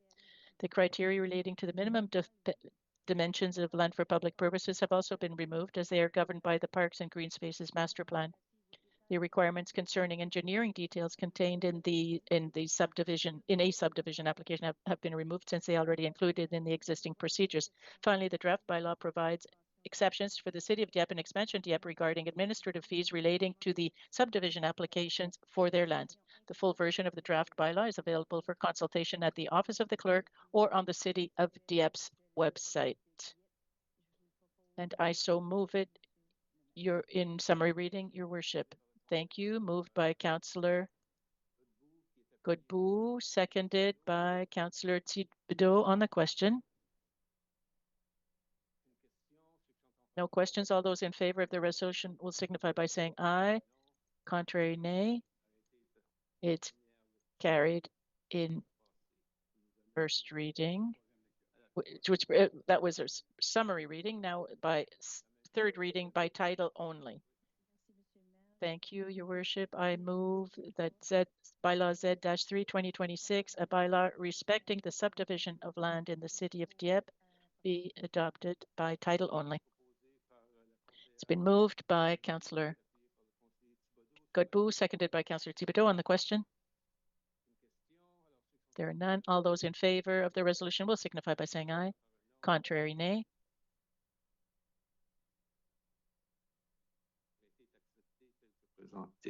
It's carried. And the next bylaw by summary reading is the on outdoor watering. You'll remember that we took this out of the water and sewer bylaw. So here there's we'll need to adopt this bylaw respecting outdoor watering. Who would like to read this? Councillor Lantin, thank you. Bylaw 0-1 2026, bylaw respecting outdoor watering. And I so move it in first reading. Oh, the summary. It says by title here. Oh, I'm sorry. It's by title only. You're right. You're right. It wasn't summary reading. Thank you. It's moved by Councillor Turgeon-Roy on the question. If there are none, all those in favor of the resolution will signify by saying aye. Contrary, nay.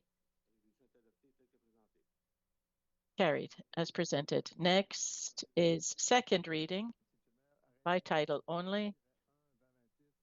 Bylaw O-1 2026, bylaw respecting outdoor watering, and I so move it. It's by title only. Thank you. It's been moved by Councillor Lantin, seconded by Councillor Godbout. No, Councillor Turgeon-Roy. Oh, sorry, Councillor Turgeon-Roy had seconded. Okay, well, let's not change it then. Well, let's keep it the same. We don't want anybody fighting here tonight. Okay, so all those in favor of the resolution will signify by saying aye. Contrary, nay. It's carried as presented.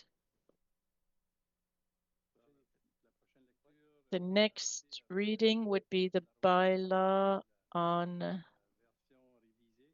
the revised version of the water and sewer and water distribution systems, because we removed outdoor watering. So for the person who would like to read, somebody would like to read it, move it by title only for first and second reading. Thank you. Councillor, thank you, Your Worship. Bylaw 78-5, 14-2026, amending the bylaw of the City of Dieppe respecting sewer and water distribution systems, and I move its adoption by title only, in first reading by title only. Thank you. It's been moved by Councillor Genin and seconded all those in favor, by Councillor Thibodeau, all those in favor will signify by saying aye. Contrary, nay. It's carried as presented. And now for second reading by title only. Councillor Janin. So bylaw number 78-5, 14-2026, a bylaw amending the bylaw of the City of Dieppe respecting sewer and water distribution systems. And I so move its adoption by, its second reading by title only. Thank you. It's been moved by Councillor Janin, seconded by, who was it again? Councillor Thibodeau on the question. If there are none, all those in favor of the resolution will signify by saying aye. Contrary, nay. It's carried as presented. And we move on to the next bylaw, which is C-1, relating to traffic and parking in the City of Dieppe. Two amendments are proposed this evening on Bernard Street, parking between Axiar and Lionel Streets, and the second change recommended is on Avenue Principale Ouest to have rules on a 2-hour maximum parking. And so this is for first and second reading by title only this evening. Thank you. Who would like to read them? Councillor Thibodeau. Bylaw C-1, 2026, bylaw relating to traffic and parking in the City of Dieppe. And I so move it in first reading by title only. It's been moved by Councillor Thibodeau, seconded by Councillor Lantaigne on the question. No questions. All of in favor of this resolution will signify by saying aye. Contrary, nay. It's carried as presented in first reading. Who would like to read it a second time by title? Thank you. Councillor Thibodeau, thank you. Bylaw C-1 2026, a bylaw relating to traffic and parking in the City of Dieppe. And I so move it in second reading by title only. Thank you. Moved by Councillor Thibodeau, seconded by Lantaigne. You still seconded, Councillor Lantaigne? Yeah, okay. All those in favor of the resolution will signify by saying aye. Contrary, nay. It's carried as presented. And the next bylaw, the last one is bylaw A-18, respecting the remuneration of the mayor and of the councils. Following the presentation of their report by the committee and the new bylaw, the drafting of the new revised bylaw. This is for first and second reading this evening for your approval. Now, the remuneration of the mayor will be revised to 94,223, and deputy mayor will be 45% of that amount, and councillors will be at 40% of that amount. That's what's being recommended following the report of the Citizens Committee that addressed this issue. Thank you. Who would like to read this? Councillor Godbout. It's bylaw A-18, 2026, bylaw respecting the remuneration of municipal elected officials, and I move its adoption in by reading by title only. Thank you. It's been moved and seconded on the question. If there are none, all those in favor of the resolution will signify by saying aye. Contrary, nay. It's carried as presented. Now, second reading by title only. Bylaw A-18, 2026, respecting the remuneration of the mayor and the councillors, and I so move the second reading by title only. Thank you. Moved by Councillor Godbout, seconded by Councillor Turgeon-Roy. And on the question, all those in favor of the resolution will signify by saying aye. Contrary, nay. It's carried as presented. Your worship, that wraps up the administration's files. Thank you. Inquiries and announcements by staff or members of council.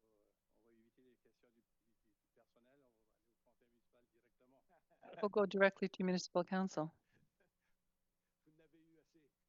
You've had enough? Let's begin with Councillor Janin over in the corner. Thank you, Worship.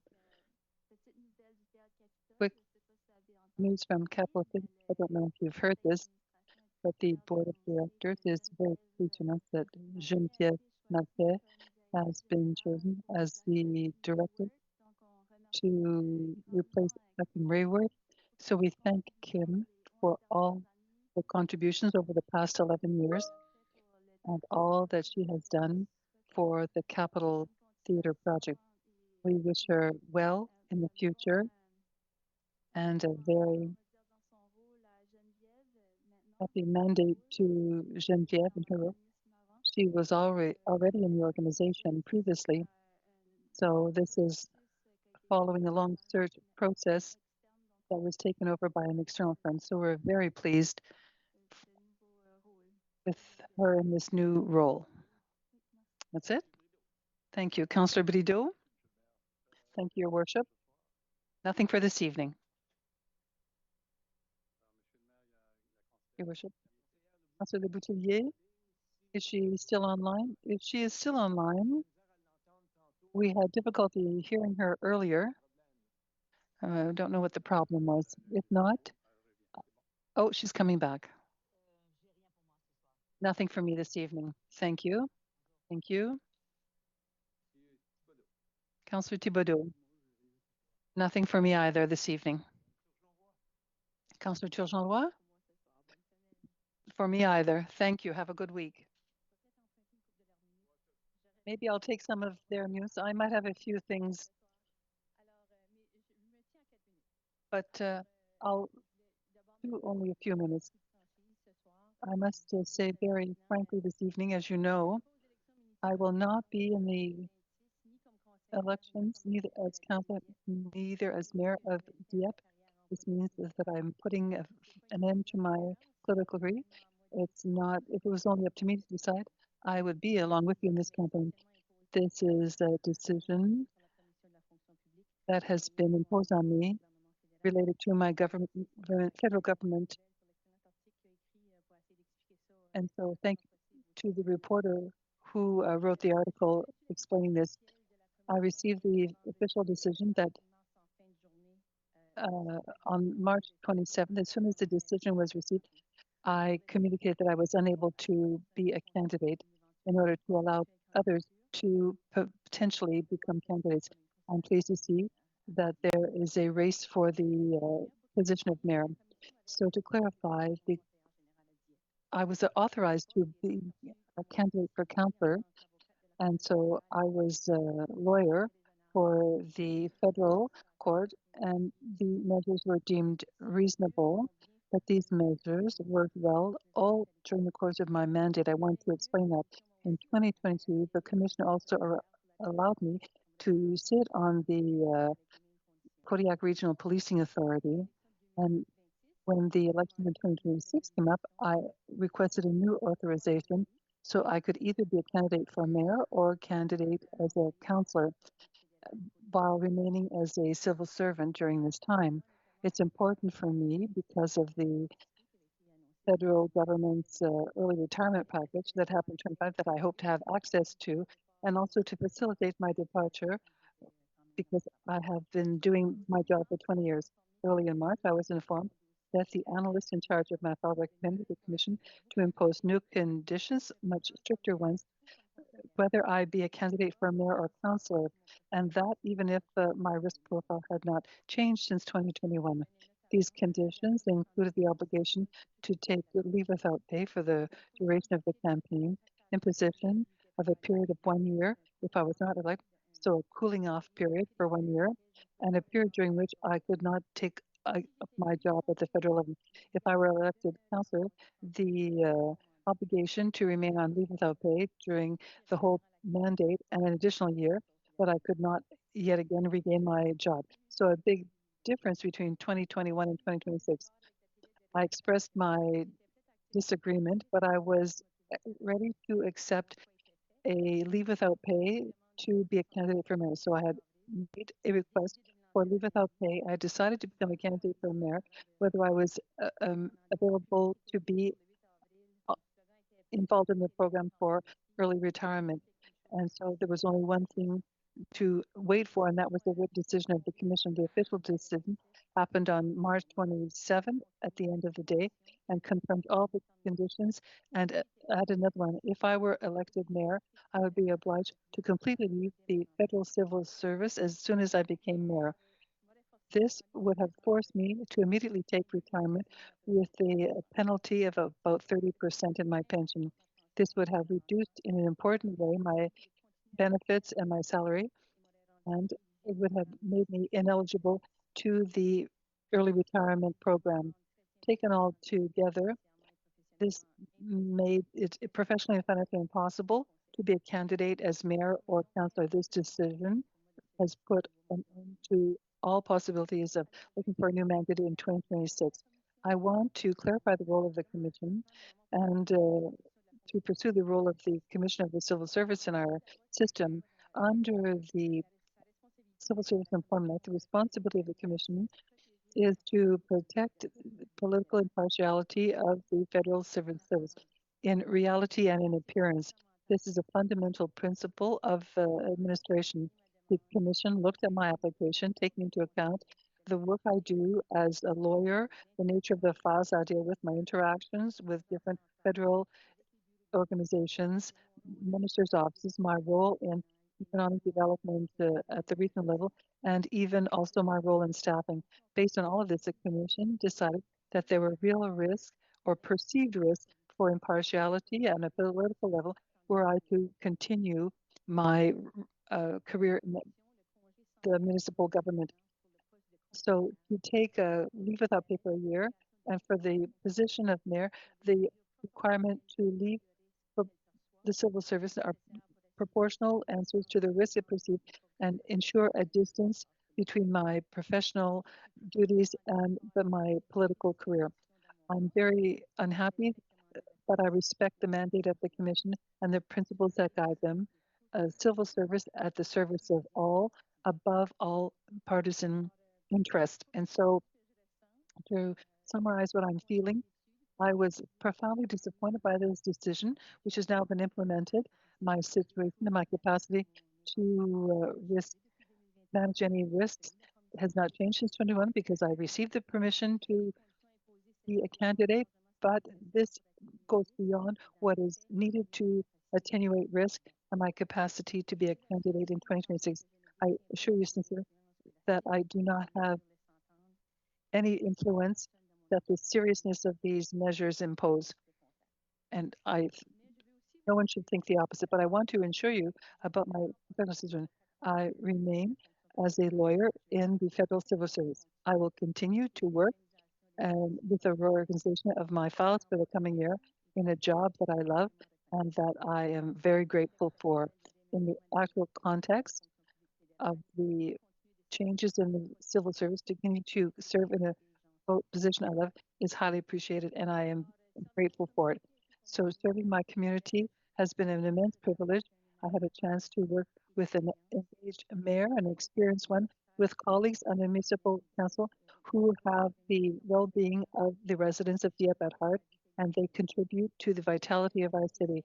I want to sincerely thank them for the quality of their cooperation, for their respect and the confidence that have been given to me. I also wanted to say that there is a remarkable work being done by the employees of Dieppe. Their competence, their professionalism, and their devotion to the citizens is exemplary. Many of the accomplishments that we can be proud of come directly from them. Dieppe can count on a solid management that is very engaged, and I will miss you all. And this evening, we heard the results of the last 5 years. You know, you can do your speeches in 2 weeks, but we looked at things with pride, and we know that the employees have done a great deal of work. And so I have wholehearted confidence in residents of Dieppe. I'm convinced that you will make well thought out decisions in the coming elections, and I hope you will vote in big numbers in the coming elections. Your choices are essential for the health of our democracy. Roland Leblanc, who is a councillor, is not my husband. I feel the need to clarify that. Even I will no longer be a candidate and I'm turning the page on my political life, I still remain engaged in community life. Thank you all, and I wish you all an excellent evening.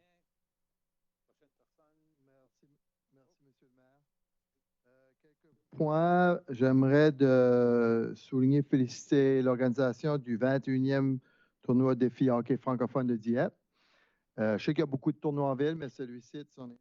I know that there are a lot of tournaments in the city, but I'm proud of this one because our executive director and I founded it, but also because it's a friendly tournament and it's a francophone challenge to underline the francophonie in Dieppe and a championship, a friendship, and the benefits are all distributed. $220,000 has been distributed since the first edition, and this year it's another a huge amount that has been shared between 8 organizations. Ensuite de ça, j'aimerais remercier sincèrement puis souhaiter bonne chance dans And leur I'd like to thank and wish the best of luck in their future projects to all of those who are leaving us, Councillors Godbout, Turgeon-Roy, Le Boutillier, and Councillor Godette, I believe. Thank you. It was a pleasure working with you during this term. And I'm sure that all of the other colleagues of the last 5 years, Councillors Thibodeau, Brideau, Janin, I didn't forget anybody, did I? I wish you all the luck as well. And our all-star, your worship, who is leaving us as well, thank you for the excellent work you did. I've only been working with you for the last 5 years. There are those who've had the chance to work much longer with that, but thank you so much for all of your great contribution to this wonderful community. It's much appreciated. And one last thing, there was a poll, there was a survey shared with citizens on the Dieppe market. There were consultations with us and the public. There were public consultations as well. Was it the first poll, the first survey they were sending for the public on this?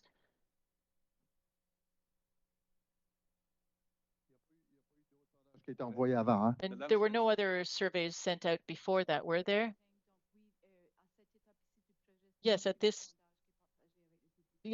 stage of the project, yes, this is the first survey that was shared with this public. So perhaps to add to all of those who were able to participate in the public consultations, it's a shame that the survey doesn't go deeper in that there's only 2 options that are mentioned, what you like, what you don't like, and with these little images. I would have liked to see a few questions like saying, well, what do you like in the current market? What's missing in your opinion? Some more specific questions to allow people speak out rather than, oh, I like this drawing or this model or rather than this one. And so, to see what elements they would like to see in a new market. But this is just my opinion. It's my observation. I wanted to share it with you. Thank you for your comments. You'll remember that we also did a needs study earlier, and there were a lot of consultations with the public then and with stakeholders. And all of those questions had been asked at that time. So at this stage, the architects had received all of the information from the previous work and were able to incorporate it in their project. So at the beginning of the survey, then this survey was just to see which design people preferred, option 1 or option 2. Yes, at this stage it was. But when there were at the last week's public consultations, there was the final option 3 could have been a mixture of the 2 other options with the best elements from one and the best from the other. Well, yeah, but I'm just thinking of those who haven't had the chance to express themselves yet. But I realize that certain decisions have already been made. So thank you for the great job, and that's all for me this evening. Thank you. Good evening. Is that everybody? Am I the only one left? Well, I don't want to speak. It's not my turn yet. I still have another week. You're going to have to put up with me for another week. So see you next time. Thank you. Thank you to everybody. And please do come back.